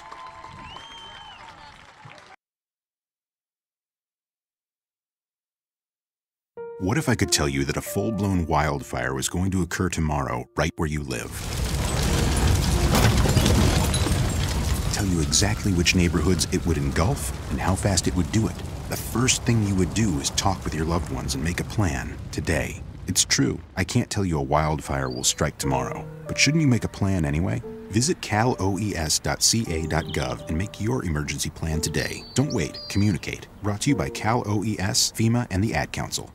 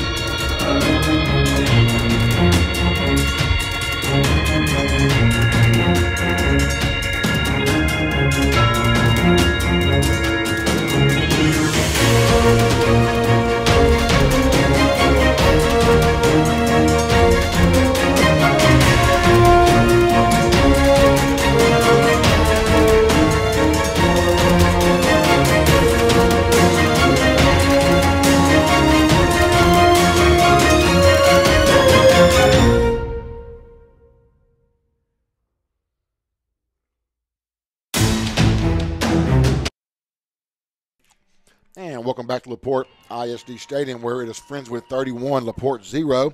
Right now on the halftime show, we're going to hear the interview of Coach Koopman in the pregame and let you guys enjoy that. We'll get a few minutes of that, and then we're going to hear from the Friendswood Junior High program's Coach Garcia. So we'll be right back after the Coach Koopman interview.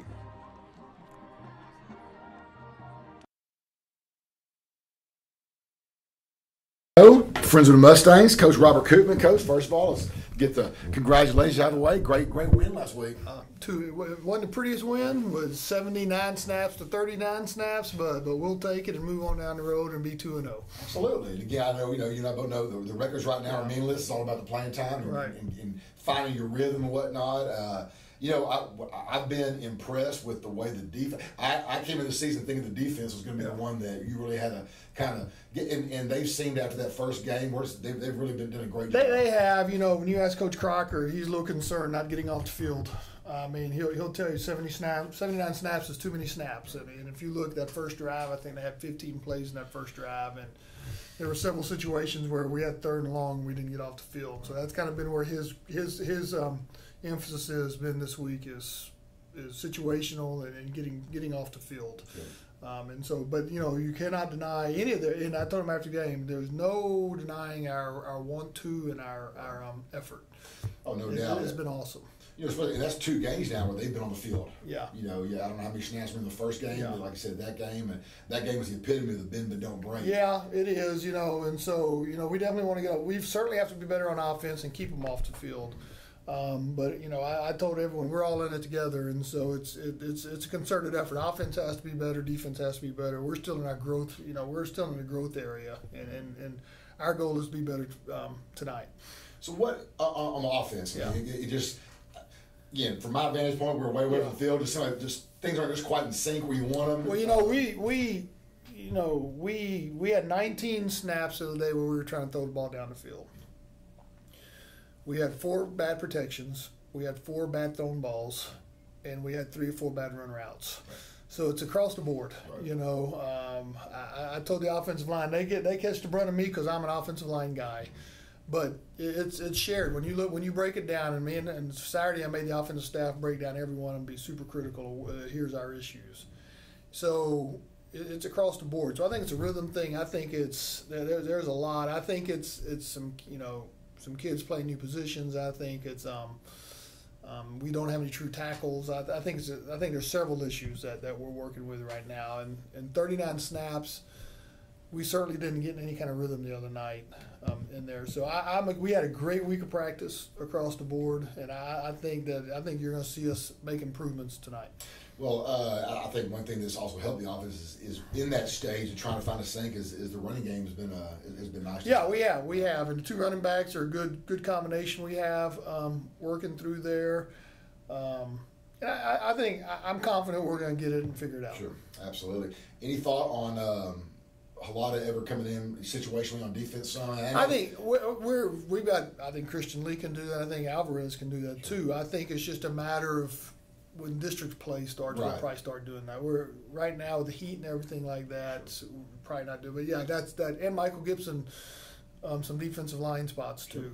Absolutely. Well, speaking of defensive line spots, of course, the obvious standout was Mike Herman's last week. But Davis Tindren and they all got after it.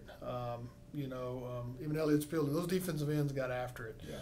But Mike Herman's definitely had a standout. Congratulate him for him being the Chronicle Player of the Week. Right. And they were relentless, and it was fun to watch him get after the quarterback. Absolutely. Let's talk a little bit about LaPorte tonight, your opponent. LaPorte comes in, of course, LaPorte, common opponent, Clearbrook. Clearbrook kind of had their way with him in the second half of that game. Yeah, I'm not sure they had their way with him. It just kind of got away from him. Sure. Yeah. So. What do you expect from LaPorte? I mean, LaPorte's always kind of a hard-nosed team. They are. They're physical on offense. They're big and physical. They'll be the most physical offensive line we've faced. And so it's a whole different thing from going from Clearbrook, who has no tight ends and zone blocking, to these guys who got double team and run buck sweeps and stuff like that with tight ends on the field. So it's a whole different. That's why, man, defensive coordinators. That's why they don't get much sleep, because it changes week to week on those guys. And so it's over there. They're very physical on defense. They're very multiple. It looks like they've got a defensive lineman that will get after you. Okay. I don't know his name, but he gets after you, big kid and stuff. So they might be 0-2, but it's going to be a challenge for us. Sure. So what is the mindset? I mean, you've got this game, and you've got that off week, and then, of course the grind starts with Texas City. Do you go to this game any different than the other two, or it's still all about trying to find a rhythm, find the players? I think we're still trying to find the players and still trying to get who we were and who we're going to be. You can go through off season, you can do all that, and unless you're a school of 3,000 or 4,000, things are going to change. We were talking this weekend about the year we had Jordan Wood. We went in that year not knowing we were going to run the ball 80 times a game. We were going to throw it around and do all that, and then next thing you know, you're like, well, why would we do that when Jordan's getting, And so I still think we're in that process of trying to figure out who we are. Gotcha. Well, of course, you got basically 2 weeks to get it figured out. We were looking at now, not that VIPE is the end all of knowledge in the area, but you've got 5 teams that they're top 10 in 5A from the district. No, our district's for real. Yeah. I mean, and you look at the schedule this week and who teams are playing. Angleton plays Brooks, so we'll get kind of a. Right. I think Brooks is a much better football team than they were last year, so I'm curious to see how they stack up. But no, we knew in February when they gave us this district what it looked like, and it's turning out to be exactly what everyone thought it was. Absolutely. Well, Coach, you don't have to do it yet. You got 2 weeks. Yep. We'll worry about that in 2 weeks. Yeah. So, Coach, again, as always, thanks for your time and good luck tonight. Yeah, thank you. Again, that's Coach Robert Koopman here on the Pinnacle Construction pregame show. We'll be right back here on MCS Sports Broadcast. Say that again. Everyone in my English class annoys me.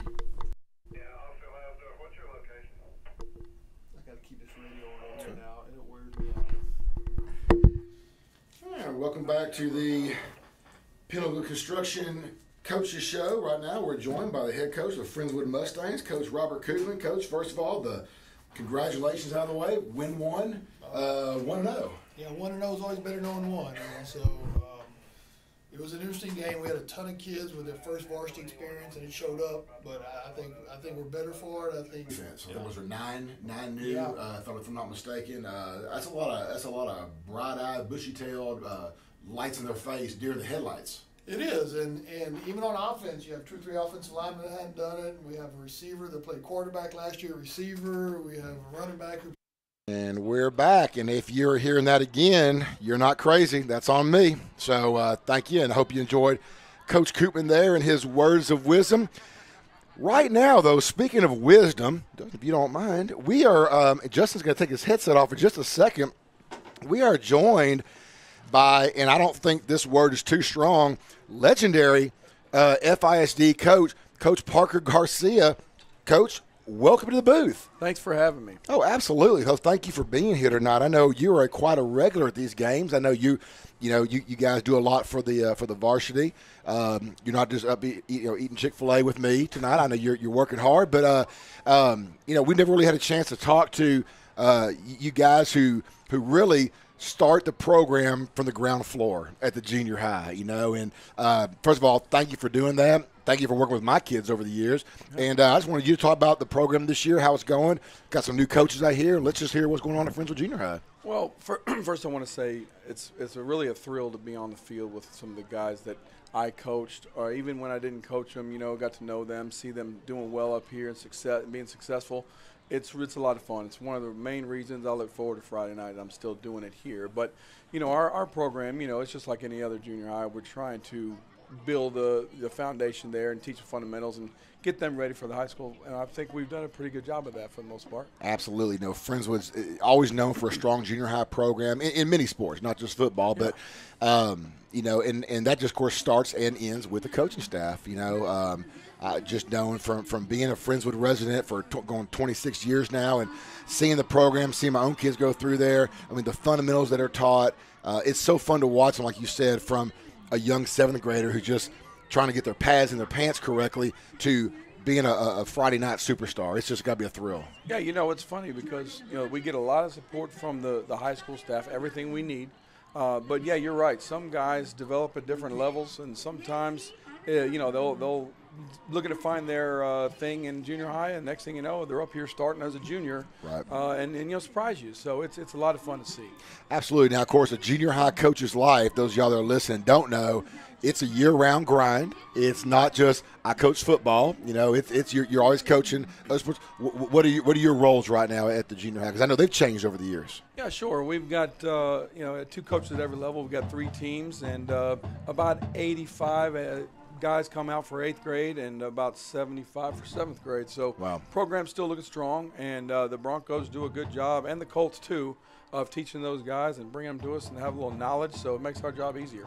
Absolutely. Now, you guys have some new coaches this year. Is that correct? We do. A few new coaches. Coach Rendon and I take the 8A, and 8B is Givens and Hollier. Okay. They do a good job. 8C is Coach Gunn, and we got a new coach, Coach Thompson.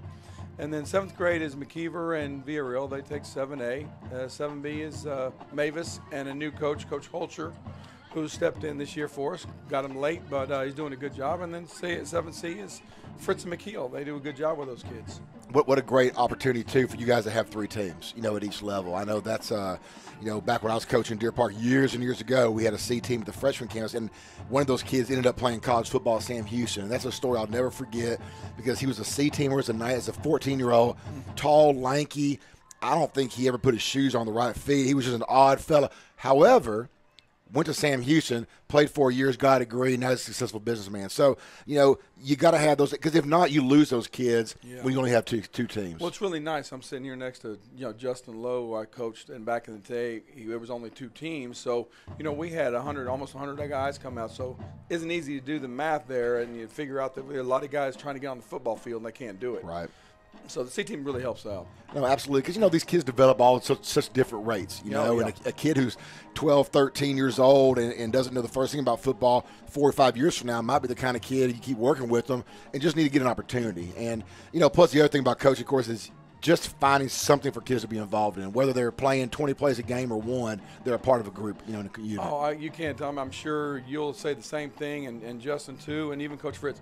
I have some of my greatest memories of sports playing when I was a junior high school kid, and then next thing you know you got to turn it into life. Yeah, absolutely, no doubt about it. So, besides football, Coach, what are your other responsibilities in that campus? Because I know they don't just let you do football, right? Well, no, they don't. I'm the athletic director, so I'm in charge of the whole program as a group, as a unit. But I got a lot of people on my staff that help me out, and we all do a good job trying to make sure things go right, and we raise some money and spend it in any way we want and look good. Absolutely. Now, would you say you're Coach Fritz's boss or his equal? Right. I'm just going to throw that out there. I'm not saying that he's in the booth, or just throw that out there. Well, Coach Fritz and I work very closely together. Love that answer. He has his role and I have my role. Coach, you couldn't have answered that better. Are you running? You think you're running for politics this year? That was golly, that was solid right there.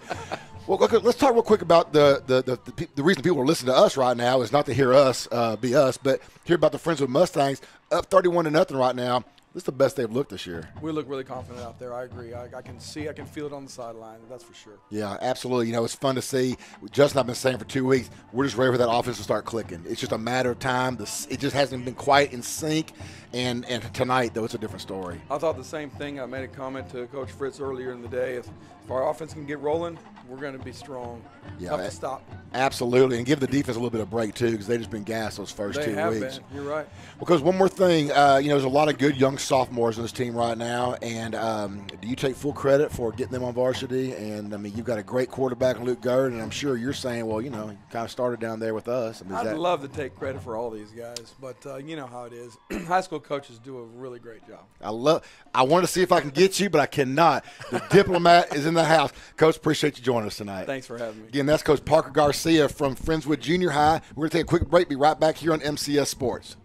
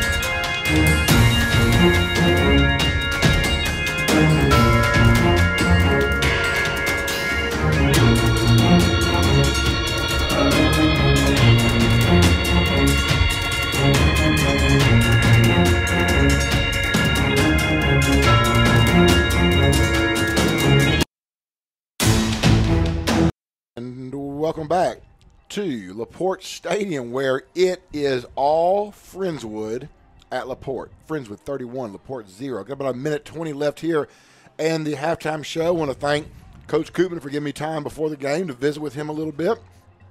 And, of course, Coach Parker Garcia for his insights into Friendswood Junior High athletics.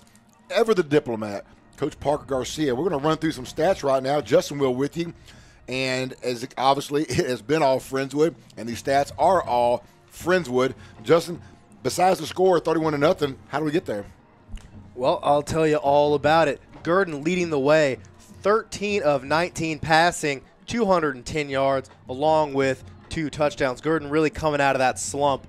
Alada just 3 for 8, doing a solid job when he's in. Does have a touchdown. Revere, 6 for 34, a touchdown. Also 12 yards receiving for Revere. Alvarez leading the way with the receivers tonight. 6 receptions for 79 yards and a score. Also the Flu with 22 and 6 points. 279 total yards of offense for your Mustangs tonight. And also Stevens with 4 tackles, 4 losses on the defensive side of the ball. And Helton with a pair of his own. You know, I think Jackson Stevens is trying to pick up where Mike Hermes left off last week with his 4 sacks. Well, I'll raise you 4 TFLs Absolutely. in the first half. You know, he's trying to get his name in that Chronicle Player of the Week. We're also trying to get our Player of the Game, but we'll see. You got 2 Defensive Player of the Week in a row. Some people will say I'm a little bit biased coming from the defensive side of the ball. You know, it's all about defense all the time. Yes. You know, you can't win the game with the defense. You know, 31 points is great and all. Sure. But if LaPorte's got 35, what's the point? Absolutely. No doubt.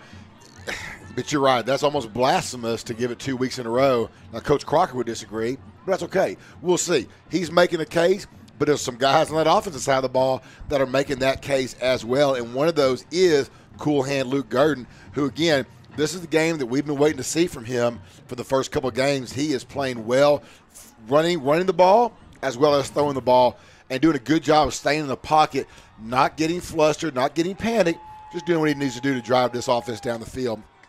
And I tell you what, one thing I'm looking forward to, Justin, of course, LaPorte gets the ball in the second half. Friendswood comes in, gets a stop, can put another touchdown or so on the board. I think we'll see these starters get a break. And with a week off next week, man, it's district football time. Give your backups a chance to play a little bit.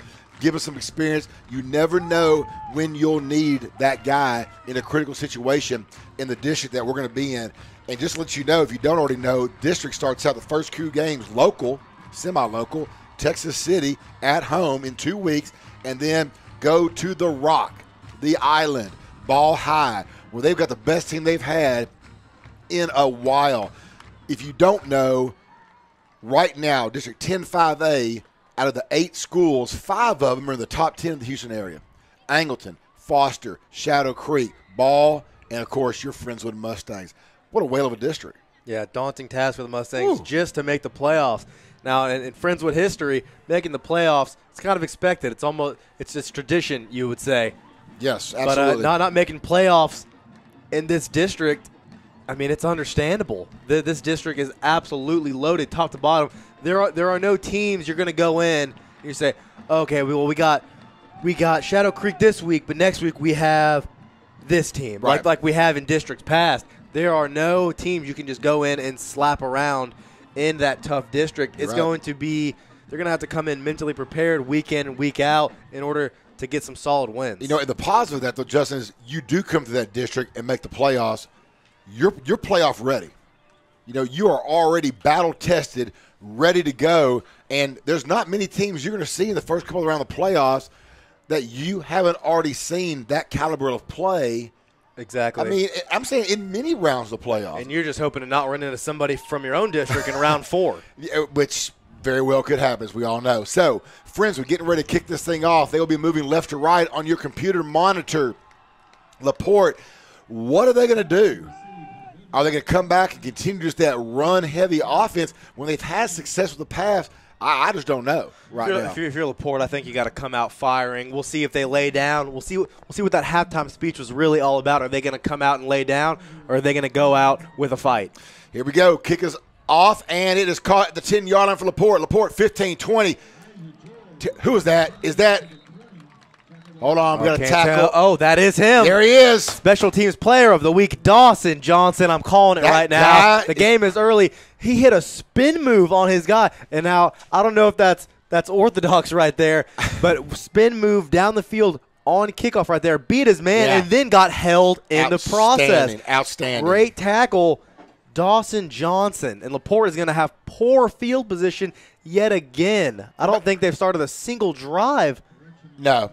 In decent position. They have not. You're absolutely correct. Got Regis in there tied in again. You got two backs in the backfield. We'll see what they can come out. I would imagine come out firing, and you're right, they are. First pass is going to be caught across about the 30-yard line, a little slant route. That is going to be. Haynes in coverage right there. Nearly had solid coverage right there on number 5 of LaPorte. That's Elijah George again. George just on a slant right there, just slightly behind coming across. Was Haynes. Solid coverage, but enough for the Bulldogs to pick up a first down, and they do come out firing, but they're going to slow the tempo down right here and get this play. Here's Ataki off split right. You're going to have your blocking back in there is going to be Don Edwards. Back to pass, quick out. That ball is going to be floated high, but caught by Siafa, another sophomore for LaPorte. That's going to go absolutely nowhere. He'll get right back to the line of scrimmage, and that is it. I'll tell you what, that ball was sailed. Thought it was coming up here for us. I really did too. We must have been a bad angle here. I mean, that's what you got to do on those screen passes. You got to throw an absolute dart to allow your receiver to get upfield, pick up 7 or 8 yards. But that one didn't have a prayer. Ball was floated too long for Siafa. Was only able to pick up just about a yard. Yeah, just gave him that 1 yard for sure. 2nd and 9. It's going to be a handoff of the middle. Here's Ataki. He's going to get a few, though. Nice run by that young man. He's going to get about 5 on that. It's going to bring up a 3rd and short, about 3rd and 3. And surprisingly, Hizataki has had most of his success just right through that A gap tonight, just on a simple halfback dive type of play. They've been trying to go outside with Hizataki as he's a shiftier type of back, but they're working the middle with him right now as he shifts out all the way to the wide receiver position on an island alone out there. Well, and this means pass. Absolutely, has to be a pass right there. You got your blocking back in. You have Edwards in the block. Rivers is going to run with the ball, 40, 45, and he's going to fall down before he gets annihilated. Looked by Sanchez ready to take him down, and he falls down as River Thompson. It's going to be enough for a first down, though. So LaPorte putting a little drive together here. They're on their own 47. Again, just underway here in the second half. It's been all Friendswood in half number 1, up 31-0. LaPorte trying to answer. By the way, LaPorte, nothing gets easier for them as they face their first district opponent next Friday night, playing the number 1 team in Houston, top 5 team in the state, the North Shore Mustangs. Can't be looking ahead of that one if you're the LaPorte Bulldogs. Absolutely not. North Shore, always a tough task. Play across the middle is going to be incomplete. Looking for big Al Regis. The ball was a little behind him off his right shoulder. Thought he could have caught that ball. Yeah, timing was just a little bit off right there. I don't think he expected that one as Sanchez was there. Again, Regis coming in at 6'3", 240. That's what they say. He looks bigger to me. I would agree. And he's only a sophomore, just learning how to drive. Thompson rolls to his right. Got a man. Incomplete. Looking for Regis again. Incomplete. Pressured by Hermes. Sanchez in coverage yet again. Doing a just fine job on him. He has the speed. It's just whether or not Regis is able to post him up or not. 3rd and 10 now for the Bulldogs. Big stop here for the Friendswood Mustang D. The black shirts trying to get that offensive ball back. First drive of the second half for the Bulldogs. 2 backs in the backfield. One is Hizataki. He'll stay in to block. Slant route incomplete. Broken up over that one. Looks like it was Haynes on the outside. Nice job, Haynes. Oh, deep in or slant route. Haynes all over that one, just trying to get to the sticks. Put his hand right on his back, swatted that one down. That's textbook right there by Haynes. 4th and 10, punting unit on. See if he can best his punt of 13 yards. And it's going to bring on Levi Hilborn to do the punting duty, a young freshman kicker for the LaPorte Bulldogs. And Justin, don't look now, but Dawson Johnson's back there to return this kick. And it's going to go to Zamora. Zamora drops it, picks it up. Zamora trying to fight. Oh, that's got to be a face mask. Face mask right in front of the side judge. Okay. And no call. No call. Wow. I thought that was pretty blatant. I could see it from up here. We'll have to ask some more about that later, but I sure looked like he had a full fist of face mask on that one. Regardless, Zamora gets the ball right about the 22-yard line where Friendswood will start their first drive of the second half. Yeah, if you're Friendswood, you're going to want to put some points up right here, get those starters out of the ball game, and get some guys that normally would not get some playing time into this game with some quality reps and work those backups if something was to happen to one of your starters. And also, any glimmer of hope that LaPorte has right now, it will be shut down after if a Friendswood puts up some points. Yeah, you want to stop with that. Revere trying to front some room. He's going to be brought down for a loss of 3. There was just nowhere to go that time. His offensive line at the right side just got blown up. And sometimes that's just the goal of a D lineman, just to disrupt right there. Revere had to bounce that counter back because there was a body laying on the ground. Now, he didn't make the tackle, but he shifted the flow of that whole play up. Revere, loss of 4. We're going to have trips receiver. No, we're going to have twin receivers on the left side, single receiver. You got Flew on the outside.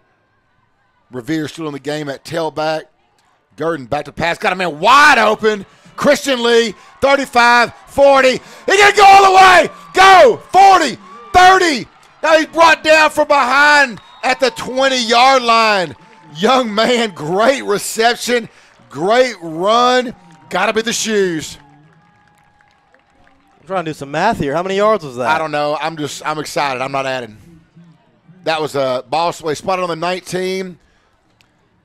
That's about a 50-yard reception right there. 50, yeah, right around 55 yards right there. Christian Lee turned on the Jets, and he couldn't have been more wide open. You rarely see a curl route in the middle of the field go for 55 like that. No, you don't. He outran everyone but one. Revere with the handoff. No, Gurdon on the keeper. No, Gurdon should have given that one up. He's going to be swallowed up. I don't think that was an option. I think that was a Gurdon playing keep on that because I think if he had that take it back, he would have handed right to Luke Revere. Oh, absolutely. 2nd and 14 now for the Mustangs. They're going to be pushed back to the 24-yard line. Knocking on that hometown bank of Friendswood red zone. Can't quite crack it yet. Third quarter tonight brought to you by Remax and by Pinnacle Construction. And again, thank you, Motor Trends of Alvin, for hosting our halftime show this evening. 2 backs in the backfield now, Halada and Revere. Halada staying in the block, so is Revere. Got a man deep in the end zone. That is going to be overthrown. Christian Lee. Oh, boy, right over the shoulder. Christian Lee looked over the right. Ball was to the left. He looks over that left shoulder. It's there. Couldn't tell if Gurdon just misplaced that one slightly. Lee just looking over the wrong shoulder. Couldn't get a sense for that football. Easily could have been 6 right there for the Mustangs. Tough break. Yeah, had to step on 2 defenders and just did, like you said, turn the wrong direction that time. Somebody either way. But regardless, it's 3rd and 14 now for the Mustangs. Balls on the LaPorte 24-yard line. Friendswood trying to nail this thing shut early in the third quarter. Gurdon, quick pass. That's going to be caught by Christian Lee. Helmet comes off. Fights for yardage back to the original line of scrimmage. That's going to be on the 20-yard line. Got to think we're going to have an field goal opportunity here for Austin Alvarez, and we are. Yeah, conservative play call right there from the Mustangs, just getting the ball to Lee on that same type of route he hit earlier. Much better covered right there by the Bulldogs. Just a 3-yard gain. Actually had some orange shirts around him right there. Let's see if Alvarez can bang this one through. 37-yard attempt. Ball's on the right hash. Ball is down. Ball was low. Ball's blocked. That is going to be picked up by LaPorte Bulldogs. 30, 35, 40. Brought down by, I believe that's Zamora. Now, let's see. We got that is Zamora. That is Zach Zamora. That was just, you said that earlier. You know, Alvarez likes the low line drivers. Unfortunately, so do the Bulldogs. Yeah, you're right. Well, we're going to have a change of possession. We're going to take a timeout right here. We'll take a timeout with you here on MCS Sports. 7:03 left in the third quarter. Friendswood on top, 31. To protect his family from disaster, Steve used his camera phone. Done. By taking pictures of his important documents, Steve can always have them stored online. Learn more simple disaster prep tips at ready.gov. A message from FEMA and the Ad Council.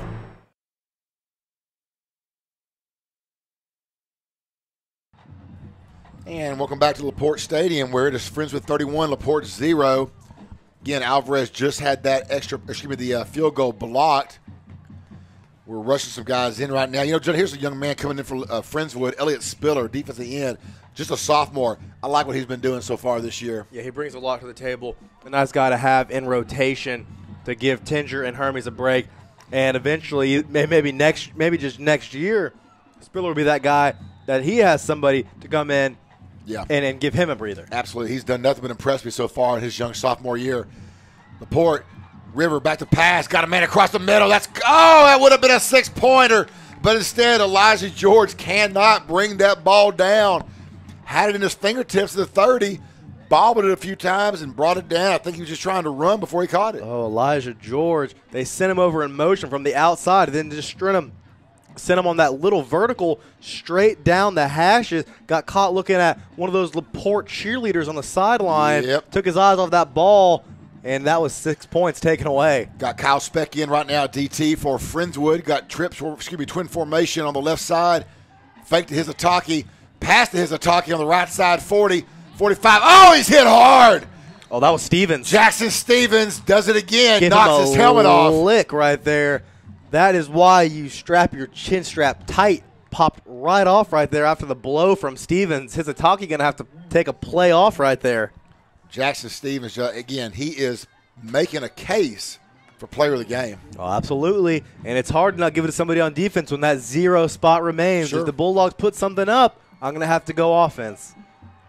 Here we go. Twin receivers to the left side. River Thompson back to pass. Got a man caught.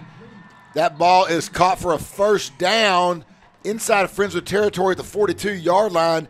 That's Siafa, the sophomore receiver. Oh, and Thompson was staring down Siafa that entire route. Mustangs not quite able to get on that one. Tostado just a step behind on the coverage. 1st and 10 now for the Bulldogs. Justin, they've been in this position before, but not too much further. Just can't quite seem to get to that red zone. Ball's on the Friendswood 42-yard line. River Thompson back to pass. Got a man across the middle. That's caught again. Right at the sticks.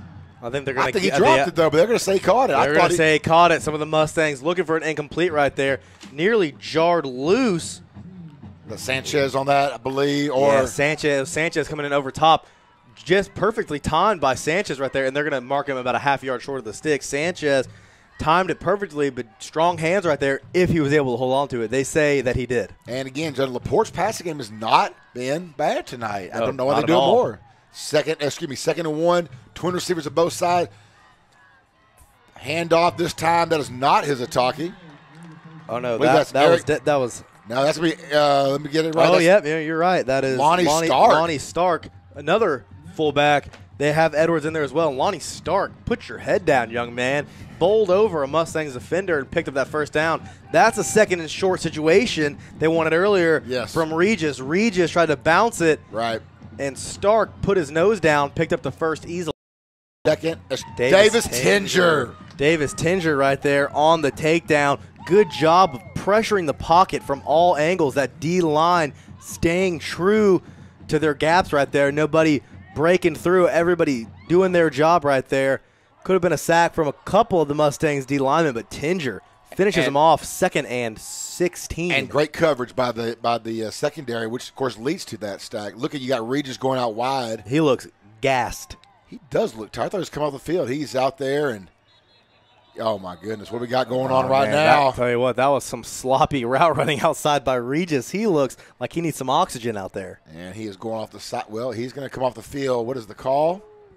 Looks like it was a false start as their receivers were not set. That whole play was off from the very start. So it's going to bring up now, I guess, second and 22. 2nd and 22. Here we go. Ball's back again to the Friendswood 43. And as we said, LaPorte just has trouble once they get into Friendswood's into the field. Now, Regis still, the difference in size between him and Haynes over there is massive. Rivers Thompson having to roll to his right, trying to find some running room. He is going to be hit by Helton.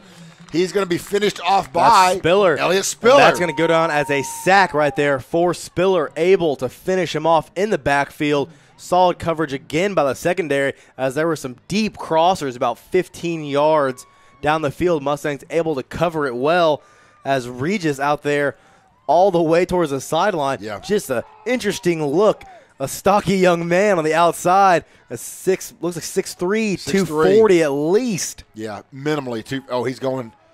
It's going to be a pass this time. That's going to go again to Lonnie Stark. Trying to set up the screen yet again. Helton is the one to sniff it out for the second time tonight. Been all over that screen. Been breaking his film. Brings up a fourth and a long way to go. And again, the Friendswood linebackers, I'm just going to give all of them having a heck of a game today. Helton, Dane Roney, and then, of course, our little premature player of the game, Jackson Stevens. They're just playing a whale of a game, doing a great job of stifling that LaPorte drive. So LaPorte, again, will have to punt. This is blocked! Oh, Helton has a chance for 6. Scoop it, and he falls down at the 18-yard line. Oh, my goodness. Oh, Helton. Scoop and score, young man. He tried everything. Great block. Oh, he keeps his feet. He's in for 6. Helton with the block. And how about Helton also having a great ball game tonight? Again, the Add that to linebackers. his resume. Oh, and there was about 3 Mustangs that could have blocked that ball.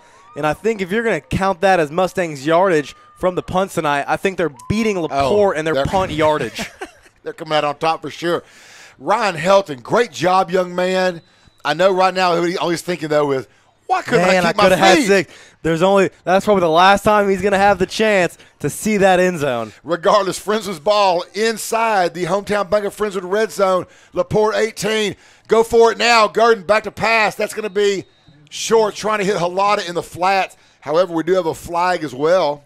Yeah, that ball didn't have a chance. That ball was very low, looking for Halata slipping out. Could have been about a reception of 4 yards, but skipped it, and there's going to be a flag on the play. Another false start. That's their third one of the game for Friendswood. They're going to decline it. Interesting. They are. And it looks like Jan's going to come in the offensive set right now. Play some of that Roney-style fullback action. Here we go, JP Watch for Jan to slip out. Got that, or maybe he'll be in there to block for Halata. We'll see. It's going to be a second down. Should be a second and 10. It is going to be handoff to Halata up the middle, nowhere to run. He had nowhere to go when he got the ball. No, not at all. And the LaPorte D-line has actually done a solid job of bottling up the run tonight. There really has not been that much on the ground developing for the Mustangs besides that one broken run of Gurdon. But again, that's not necessarily on the D-line. That's a broken down play. Sure. From runs from running backs, under 50 yards. Yeah. A totally different game than we've seen the first two for sure. Fluellen comes in the game for Jan, so more of a passing situation. Halata offset to Gurdon's left. Twin receivers to the left side. Gurdon looking left. Going to set up the screen for Halata. Get a block. Got it. 15. Keep going. Colton, 10. He is inside the 10. Not going to be enough. Going to be about 3 yards short. Picked up one block. Could have used another. Nice job of churning the feet. Oh, man, Big Mike got his hands out on him outside in space. Just not quite in time for Halata to break off of it and make a cut upfield. Did what he could do, broke a tackle, nearly got the first as the offense is still staying on the field. Was going for it. And why not? Sure, absolutely. Up 31-0, 140 left here in the third. This thing's almost done in the third quarter. 4th and 3, twin receivers to both sides. Tight splits, Halata in the wing. Gurdon's going to have to run, tuck it and go. And he's not going to get it. He's going to be brought down. Maybe a yard gain. Good coverage that time by the LaPorte Bulldogs. And LaPorte, that's a confidence builder for them. They need something right now positive because they've had nothing but the negatives so far this evening. So Friendswood's drive stalls out right at their 10-yard line. But the way Friendswood's defense has been playing, see if they can't make something happen here on LaPorte's end of the field. 1:26 left here in the third quarter for the Mustangs. Again, Friendswood next week, a week off. And then you start district play with Texas City at home. Do you want a week off after playing a game like this? No, you want to have momentum. No, you really don't. I mean, as a player, it's tough to have that week off. Sometimes it's good, but this one you're just ready to get back and play some more football. Absolutely. That's going to be a high pass by Rivers Thompson. It's going to be incomplete. Helton in coverage. That time looking for a big Albert Regis. 2 number 44s going at it. Not too many guys that make Ryan Helton look small, but Albert Regis is one of them. Yeah, no kidding. And Regis has really not had any success at all tonight. They've targeted him over 5 times tonight. I don't think he's came down with a single one. 2nd down and 10 now for the Bulldogs. Ball's inside their own 10-yard line. The only success they've had on offense pretty much has been on that passing game. And they're going to pass right here. It's going to be a quick out. It's going to be caught. 15, 20, 22-yard line. That's going to be enough to get it done right there. And you're exactly right. The success that the Bulldogs have had, what little success they've had on the offensive end, is really working the outside of the field in the passing game. They've done a good job of stifling that tight end action tonight, but some one-on-one corner work has allowed the Bulldogs to pick up some yardage, but that's fine. Friendswood will take that all day because they're holding them to short gains. You got big, yes, indeed, you're right. We got big. See Trey Pettigrew in there right now at D tackle, trying to get some. We got Elliott Spiller in there still at D end. Sweep around the right side. Still on his feet. Oh, taking some shots. Getting about a 5-yard gain though. And we will do our best to get all these new players in for Friendswood. Grayson Merritt in there at D end right now. So you have Logan Kirk out there in the linebacker position. Got 30 seconds left here in the 3rd quarter. This will probably be the last play of the quarter for the Bulldogs. Again, 3rd quarter night brought to you by Remax and Pinnacle Construction. Under 20 seconds now. Rivers Thompson back to pass. Ball's tipped by Elliott Spiller. Well, that ball hung in the air for a while. Kirk was the closest one to it. Didn't have a shot at laying out for that one, but, oh, boy, there was a split second where we thought he could have had that one. Absolutely. Logan Kirk, that'll be huge. Here we go now. 3rd down and, but that 3rd and 5 for the Bulldogs. 15 seconds left. Here in the 3rd, down 31-0 are the Bulldogs. All Friendswood, and Friendswood is now starting to slowly work some second guys in, which is good to see. We'll do our best to get everyone out there so you know who's in the game. Could be a fake handoff that time. Oh, got a man beat right here. He's got a man. He see high. No, he's got Albert Regis on the sideline. That is caught for the big tight end. That's enough for a 1st down. 9 seconds left here in the 3rd. Ball's going to be on LaPorte's 36-yard line. How about the big boy? Tiptoeing on the sidelines right there, showing some nimble feet. Just slip behind the linebacker and the safety right there, able to pick up the 1st down. So this may be finally the last play of the 3rd quarter. 9 seconds left. LaPorte just trying to find some positives. I'll say it again. Regis looks gassed out there. He does. He's been in a lot of this ball game, hands on hips, just walking down to his slot position right now. 245-pound young man playing slot receiver. Slot receiver. I'd be a little tired too. Absolutely. Again, just a sophomore, that young man. Ball's high but caught on the outside. It's going to be caught by Elijah George. Regis trying to get a block. Yeah, Regis has a decoy right there, and he's just too gassed to get over there, and that's going to take us to the 4th quarter. So we'll be right back here on MCS Sports. Score, Friendswood 31, LaPorte 0. Ended at feedingamerica.org. Brought to you by Feeding America and the Ad Council.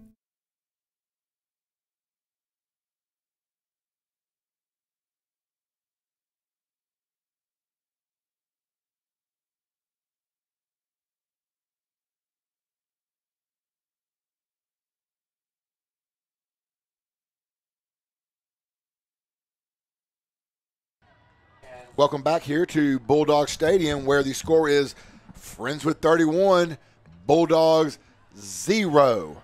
Friendswood 12 minutes away from going 3-0 on this season. A perfect non-district record, leading them into the bye week, and then getting ready for, of course, Texas City in 2 weeks. Next home game for the Friendswood Mustangs. Twin receivers on the left side. Rivers back to pass. That ball is intercepted. That ball is intercepted by Friendswood, still on his feet. Trey. Oh, where's the flag? There's a flag. Oh, late hit, and that's just frustration right there from the sure Bulldogs. Is. Dirty. Dirty little cheap shot right there from the Bulldogs, showing frustration, not putting up any points. The flag flew. It is out there, and Trey Mapp with the interception. And that's just cheap football right there. Yeah, he was thrown out of bounds right there, and no call for that. But regard, great pick by that young man. Mapp all over that one. Rivers staring down his receiver, Mapp reading his eyes, hopped right in front of it for a simplistic pick. Oh, absolutely. No, great job. And again, the defense.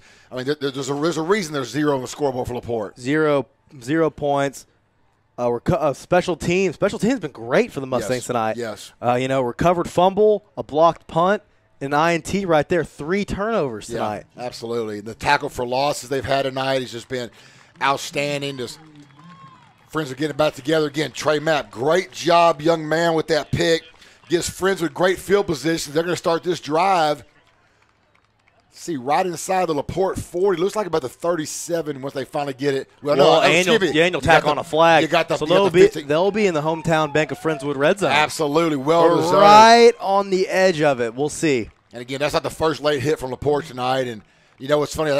You saw a little chirpiness, a little chitty-chat early in the game. But what is there to say? I hadn't seen any of that lately, and rightfully so, as Friendswood just shut their mouth with a 31-0 score on the scoreboard right now. And for LaPorte, there's no reason to talk, and there's no reason for that late hit right there. But, you know, again, you got young men who got emotions, and, I mean, you got to be able to control that, though. Regardless, 11:51 left here in the ball game. Ball's on the LaPorte 22-yard line. Revere in the backfield. Is that Zamora in at quarterback now, Justin? Yes, it is. It is. Zach Zamora is in at quarterback, and he gets no yards on the keeper that time. But looks like Luke Gurdon's night is done, and I'm sure many of the other starters are as well. Good to give some Zamora a little time in there. Looks like we have.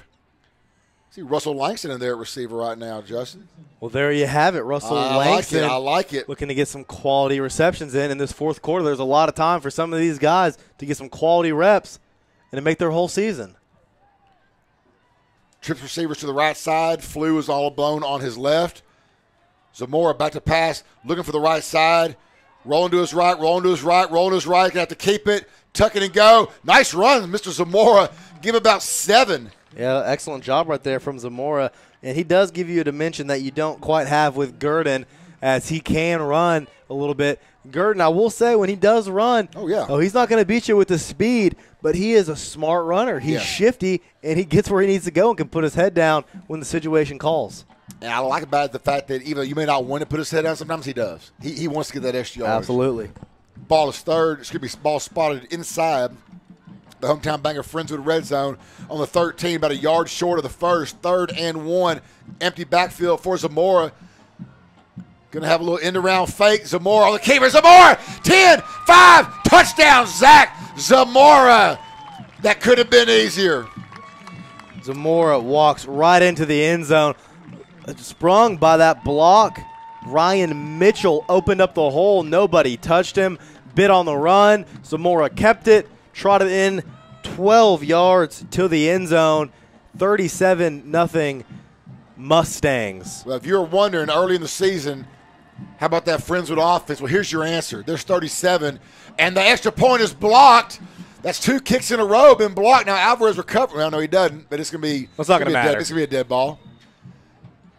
But regardless, that's 2 kicks in a row for Alvarez. And just you got to think that's got to be a little bit of a concern. Yeah, absolutely. See, in non-district, it's a time to fix these types of issues. And, you know, they're lucky that it's a 37-0 game and not something tight where it would have mattered. Oh, absolutely. But, again, you know you're going to have a situation where you're going to need those kicks. And Coach Thomas is going to harp on that in the meetings tomorrow. Regardless of the score, every situation needs to be carried out like it's the most important situation of all time. And that's a game-winning extra point, because you gotta practice, you gotta play like you do every single Friday. Absolutely, and if anybody can fix that, it's Coach Ted Thomas.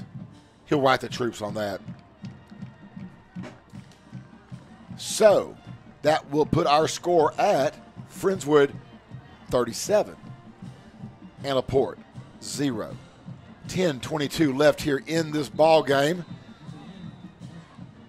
And again, I cannot imagine seeing many more starters left in this ball game. And if that is the case, Gurdon had an excellent night. He righted the ship. Tough start, first 2 games. He was young. We had high expectations, and he really filled some big shoes that he left for himself last season. Starting as a freshman, taking his team quite a ways in the playoffs. And he really brought it tonight. Absolutely. And Alvarez gets that kick, by the way, and that's one thing he can do. He put that ball in the end zone, the second one in the end zone tonight. All right, so in a D tackle right now, we got Pettigrew. We'll get some more numbers here as we go. We're going to have Noah Kester in at D end right now. Trips receivers to the right side for LaPorte. Pass is going to be caught. It's going to be number 10. That's going to be Siafa again. And Jack Ehrman in with the tackle. Jack Ehrman, nice job that time. It's going to be a little short. Well, they're going to give him the first. No. That's way short. Yeah, no. they're going to give him the second down right there. Second 3. Yeah, not even close. Again, Siafa had a nice game tonight at receiver, just not enough targets. Under 10 minutes down the ball game, 9:53 and counting. Rivers Thompson is in no hurry right now for LaPorte. And LaPorte is just trying to wrap this thing up and take it into district play. Get ready for North Shore next week. Thompson barks it out. Handoff up the middle.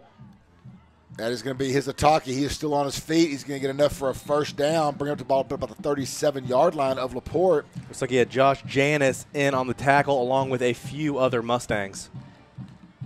As we get these guys in, we will get their names out there for you. You have Bryant Wade on the outside in the cornerback position, locked up on some Texas City outside receiver. Looks like he's going to be on Elijah George. You got Grayson Merritt in there as well at D end. Here's Ataki again around the left side. Oh, he's going to be brought down. That's going to be Jarrett Allen. Jarrett Allen swallowed that play up. Had those guards pull from the right side, shot in from the opposite side before they could get to him.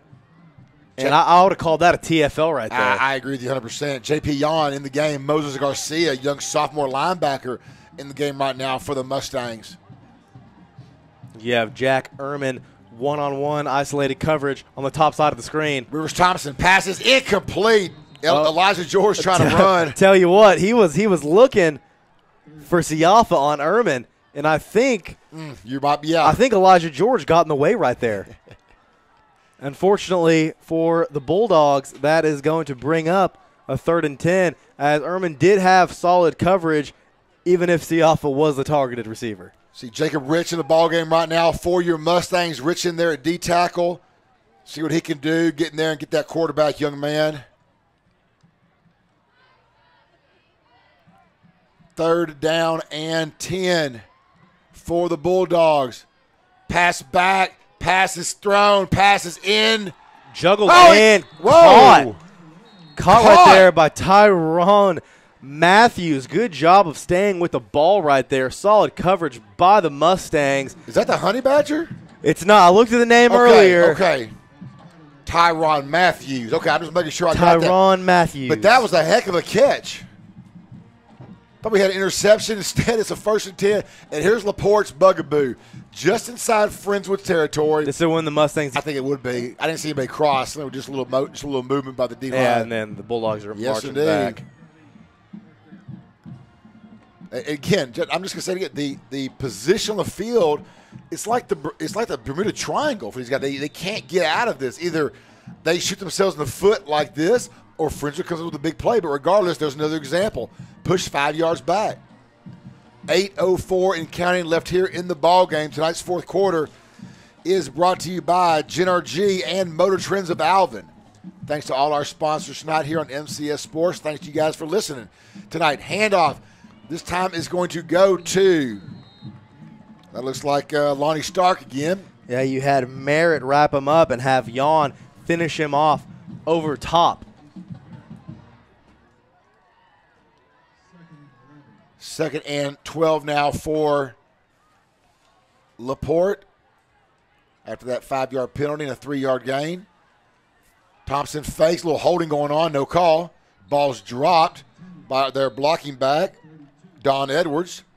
Tough catch for Mr. Edwards. That ball was in the dirt before it got to him. You had Moses Garcia in pursuit right there. A lot of young sophomores in the ballgame right now for the Mustangs. It's something for them to build on and take this experience and take it in to junior and senior year, where most of these guys will be starters. And again, you just don't know when it's your time. If you're on the varsity sideline, you got a helmet and pad, you got to be ready to go. Absolutely. 3rd down and 12 for the Bulldogs. Passing situation for River Thompson. Thompson is back to pass. Good pressure from the D-line. Ball's over the middle. Incomplete. Jack Ehrman with a breakup right nice there. Job. Looking for Matthews. Ehrman stays on his hip right there. Swats the ball away at the last moment. Solid coverage right there. All alone. Jack Ehrman. 4th and 12 for LaPorte. You got to go for it. I mean, you're down 37. And they will. Friendswood's defense, big stop here. Want to keep that goose egg on the board.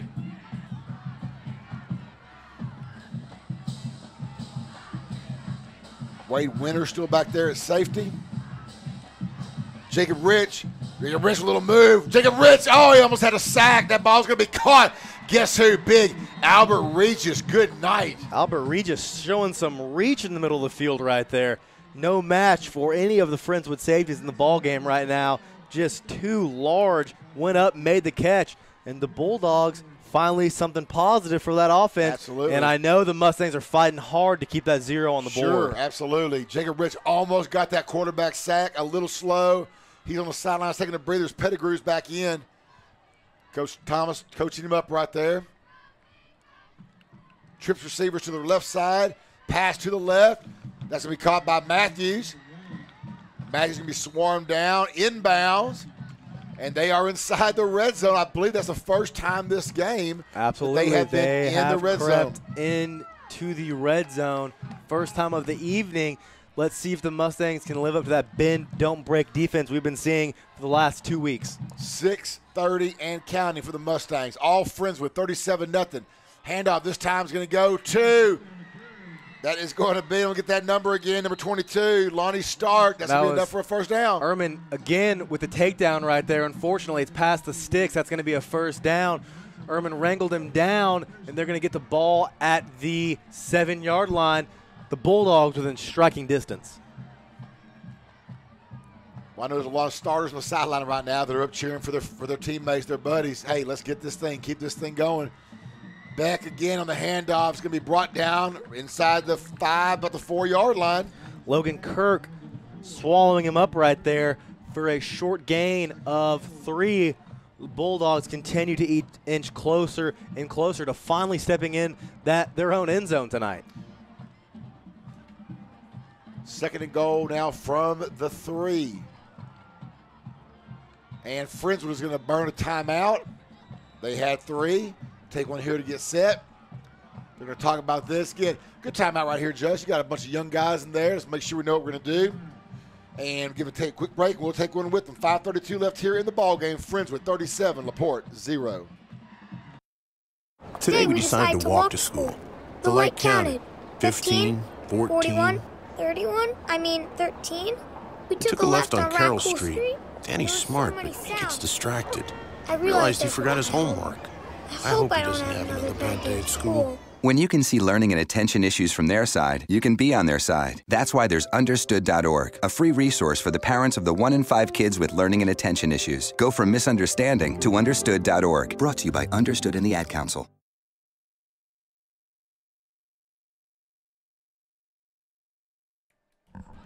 Welcome back to Bulldog Stadium here on the campus of LaPorte High School. 5:32 left here in the ball game.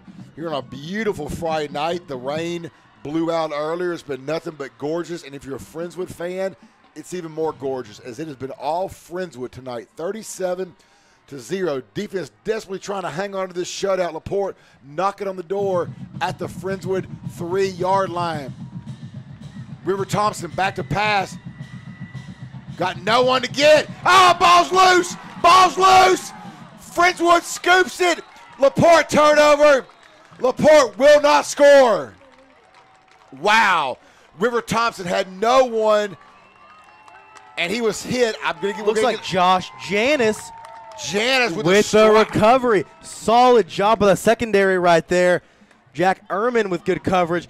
Man, the ball just slipped out of his hands right there. Just panicked right there, and that's the story of the night for the Bulldogs. Good coverage again in the secondary from Ehrman. Shout out to Allie Ehrman all the way from Ole Miss. Thanks for listening. Good luck against Bama tomorrow. You're going to need it. Here we go. 5:23 left here in this ballgame. Zamora back in a quarterback. Twin receivers to both sides. Oh, Zamora coughs it up. No, scoop and score for LaPorte. Zamora gave it up. And that is going to be a touchdown for the Bulldogs. Looks like number 34, Jordan Morales. Oh, and the defense is going to give it to Zamora. They wanted that 0 on the board, and unfortunately the offense is going to give it up. Zamora, I mean, you got both gloves back there as the quarterback. Not enough tact on those things. Just let that ball slide. A little miscommunication on the pull exactly right there. What it was. Didn't know whether he wanted to give it or take it. Any Texans fans saw that first play of the game last week. Deshaun Watson, same type of scenario. Didn't know if he wanted to give it off. Held it a little too long at that mesh point. Ball on the ground. Bulldogs scoop and score. Bulldogs defense scores 6. Extra point pending. Kick is up. Kick is a no-doubter. That is good. Well, we'll stay right here. 5:16 left. Scores now 37-7. And Justin, I'll tell you this. No one feels worse about that right now than Zach Zamora. And those things happen. I mean, like you said, you made a great point. We saw the exact same thing last Sunday. To the best of the best. With one of the best quarterbacks in the league, Deshaun Watson. Sometimes the timing's not there. And, again, you've got guys in there right now playing a little bit. They're not used to taking snaps with each other. I don't blame. I mean, it is what it is on that. And again, you don't hesitate. It's a 37-7 ball game. You gave up 7. You're going to get the win tonight. So Friendswood going to get the ball right back. And I bet you some more. He's the first guy. He can't wait to get back out there to do that all over again. Again, 5:16 left in this one. Next week we will be off. No MCS sports broadcast. No Justin and myself, but in 2 weeks from tonight, the next home game, the first District 10-5A game for the Friendswood Mustangs.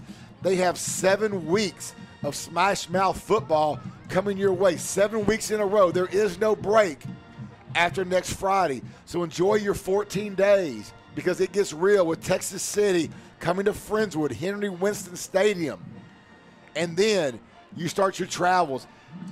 And one place, I don't care how good a team they have, when you go to the Rock, you go to Galveston Island, it's never a tourist trip.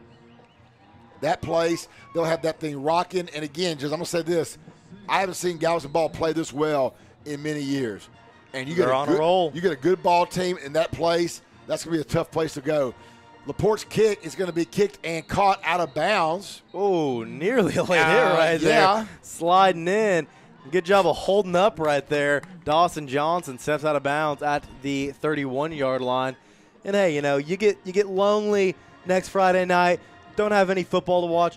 You can always go back and listen to the archives on MCS News on YouTube. Feel free to listen. Game 1, Game 2, Game 3. They'll all be there. You're feeling a little nostalgic.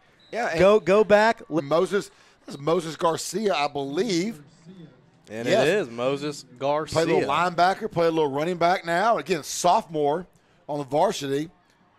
No doubt there for a reason, and there you go. Multi-talented. But it will be an illegal motion, and his first carry will be scratched from history. Well, that's frustrating.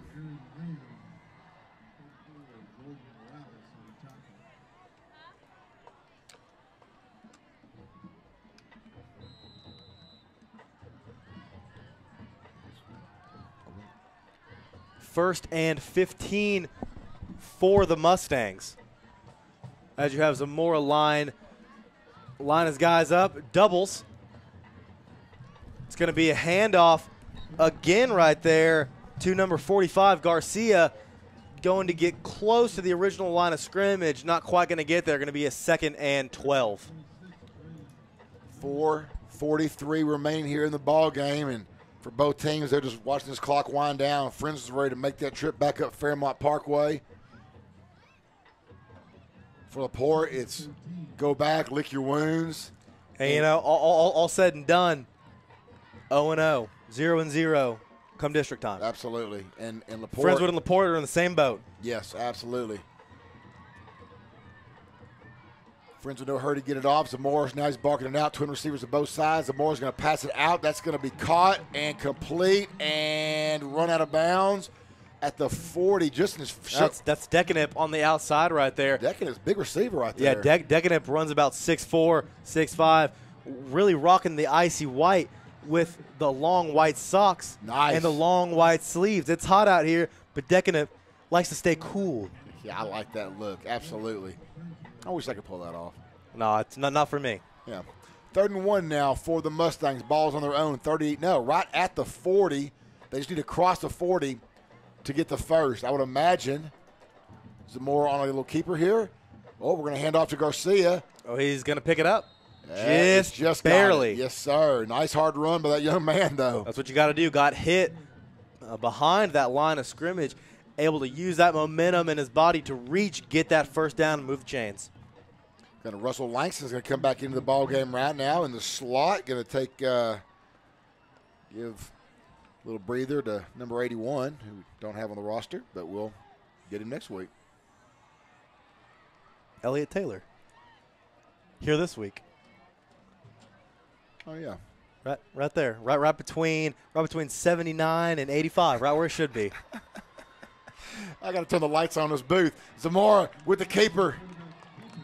Zone read right there. Nice. Zamora reads right, picks up a gain of 8. Going to bring us 2nd down. They're going to say 2nd and 3. 2:50 and counting.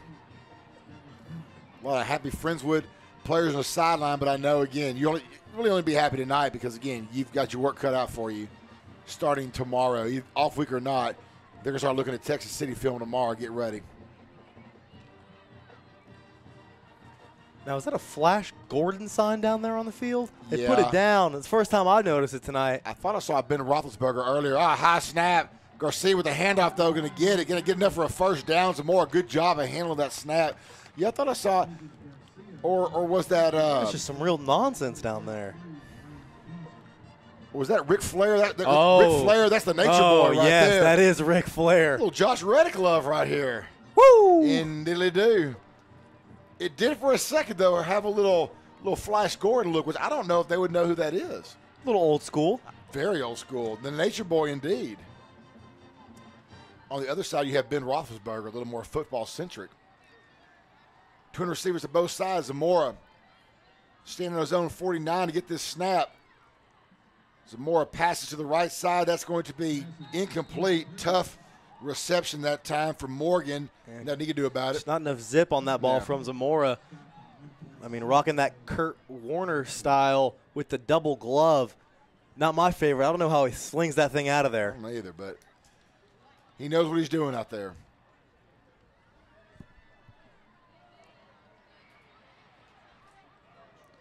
.147 remaining. Not enough time for the Bulldogs to pull anything off, but the Mustangs trying to cap off this drive. Hand off to Moses Garcia again. Nowhere to go. It's going to bring up 3rd and 12 for the Mustangs as the clock is going to tick under 1:30. 3rd and long. Imagine this will be the last play of the game for the Friendswood offense. Let this thing tick down under 1 minute. Again, thank you guys for listening tonight. We'll take a quick break after this ball game's over. Come back, wrap it up with our play and player of the game on the Franks Collision Center Franks Collision Center post-game show. Then we'll get you guys ready for your football weekend and all you're going to do. Just, I know your Cougars going up to Lubbock, already there. Big game. Yes, sir. Saw some false start action from the Mustangs. Going to back them up. Going to make it a 3rd and 16. My Baylor Bears playing host to the Duke Blue Devils tomorrow. Both trying to stay undefeated. Glad it's not a basketball game for the Bears tomorrow. Oh, yeah, no kidding. U of H's got a good shot, I believe, and I think Baylor does too. So I feel like we'll have some good 3-0. And if you're not either one of those fans, well, first of all, you're missing out. Second of all, other good games tomorrow. I know UT as USC. USC, correct. That's a big one. That's a big one. Not quite as big as it was, 10, 12 years ago? How long has that been now? 12 years. 12, 13 years. That is sick. Handoff to Garcia around the left side. Garcia trying to – look at that round man go! 40, 30, 20. He's going to get there. Garcia, touchdown, sophomore, Friendswood Mustangs. They weren't done. How about that? Garcia, 51 yards. Originally didn't have anything there, and boy, he hit another level of speed right there. When you sit on the pine for 3 quarters, your legs are fresh, and he outran everybody. That was some serious speed.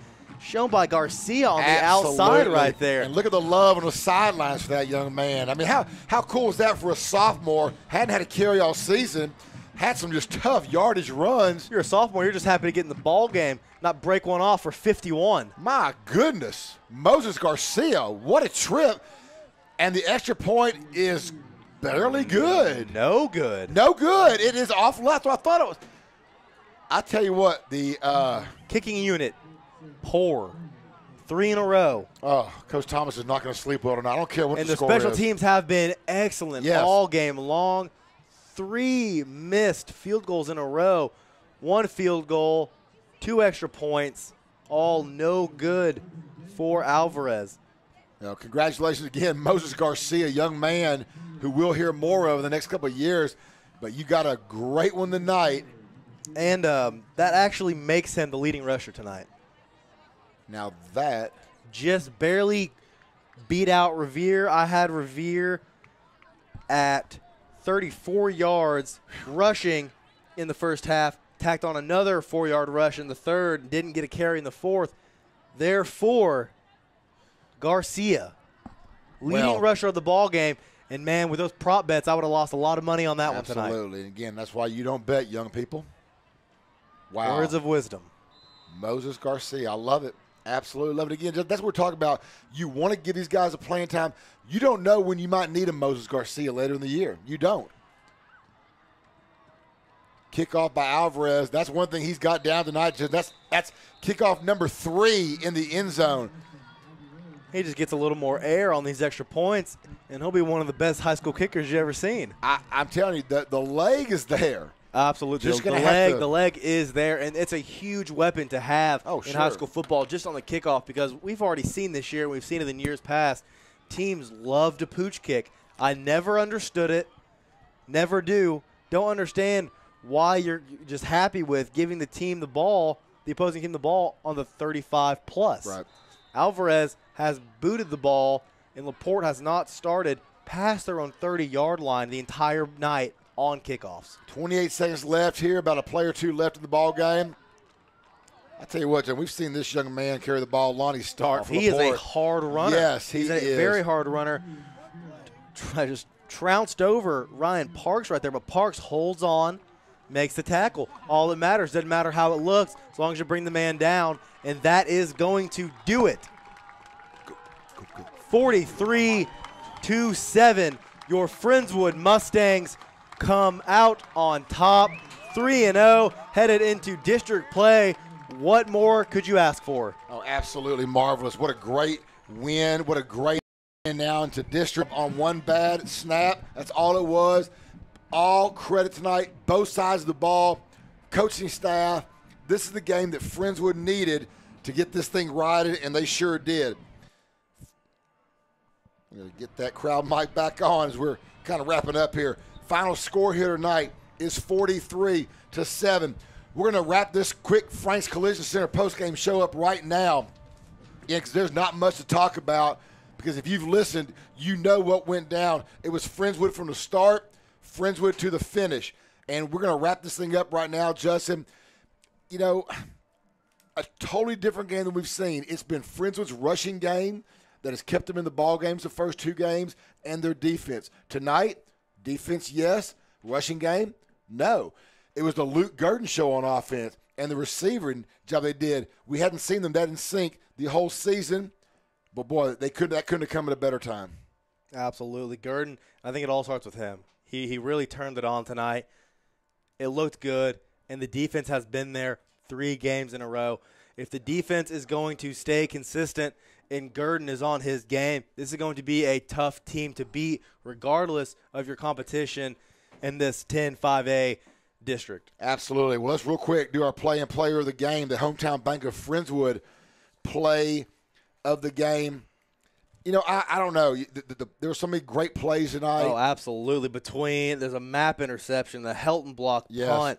And you got a Fluellen nice touchdown. Alvarez with the score. Halata with the score. Revere with the score.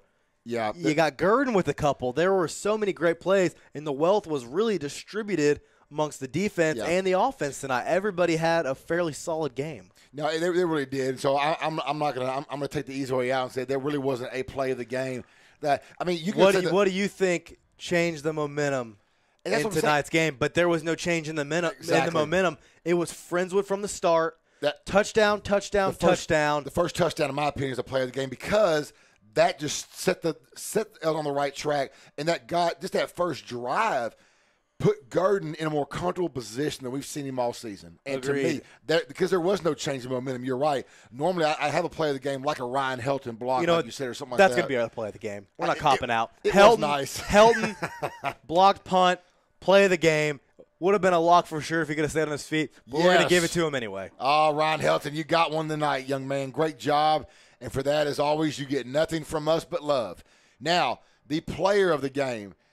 I'm not going to waver from what I was saying earlier. I love the young man's disposition on the football field. I don't know him personally, but I can only imagine if you talk to him in the halls of school, you know he's a linebacker. And my player of the game tonight was Jackson Stevens. Stevens had an excellent game, and I would have liked to see him continue to really bump those numbers up in the second half, but just didn't get the opportunity due to playing time. And the defense, the second, third stringers, they stepped up and played solid ball as well. But Stevens, in that first half, he was an absolute force. Yeah. D-line doing a good job as well. Corners staying in coverage, locking everybody up tonight. Just a good all-around defensive performance by the Mustangs. No, absolutely. And you know what I saw about Stevens as the game progressed is just you can just tell body language. You've been around the game long enough. You can see his body language was different tonight than it was the first two games. He's more confident. He doesn't look like a young sophomore with eyes so wide out there. He looks like a ball player, which no doubt there's a reason he's on varsity. Between Stevens and Helton, but both a heck of a game from the linebacking core tonight. But I'm going Luke Gurdon, player of the game. You got Luke Gurdon. I can't argue that either. 16 for 24, 279 yards. All right. A couple scores. He's the QB1. He's the guy that's going to get you there. Great performance tonight, Luke Gurdon. You've heard it from us. We got Jackson Stevens, Luke Gurdon. And, again, both you guys, you get nothing but love from the Lows up here. We're going to wrap it up here from Bulldog Stadium here at LaPorte. Final score, Friendswood 43, LaPorte 7. See you in 2 weeks versus Texas City. For Justin Lowe, for my production guy, Braden Behringer. I got it, Braden. Without Braden, we would not have been on the air. Great job tonight. We'll see you guys in 2 weeks. Have a great weekend.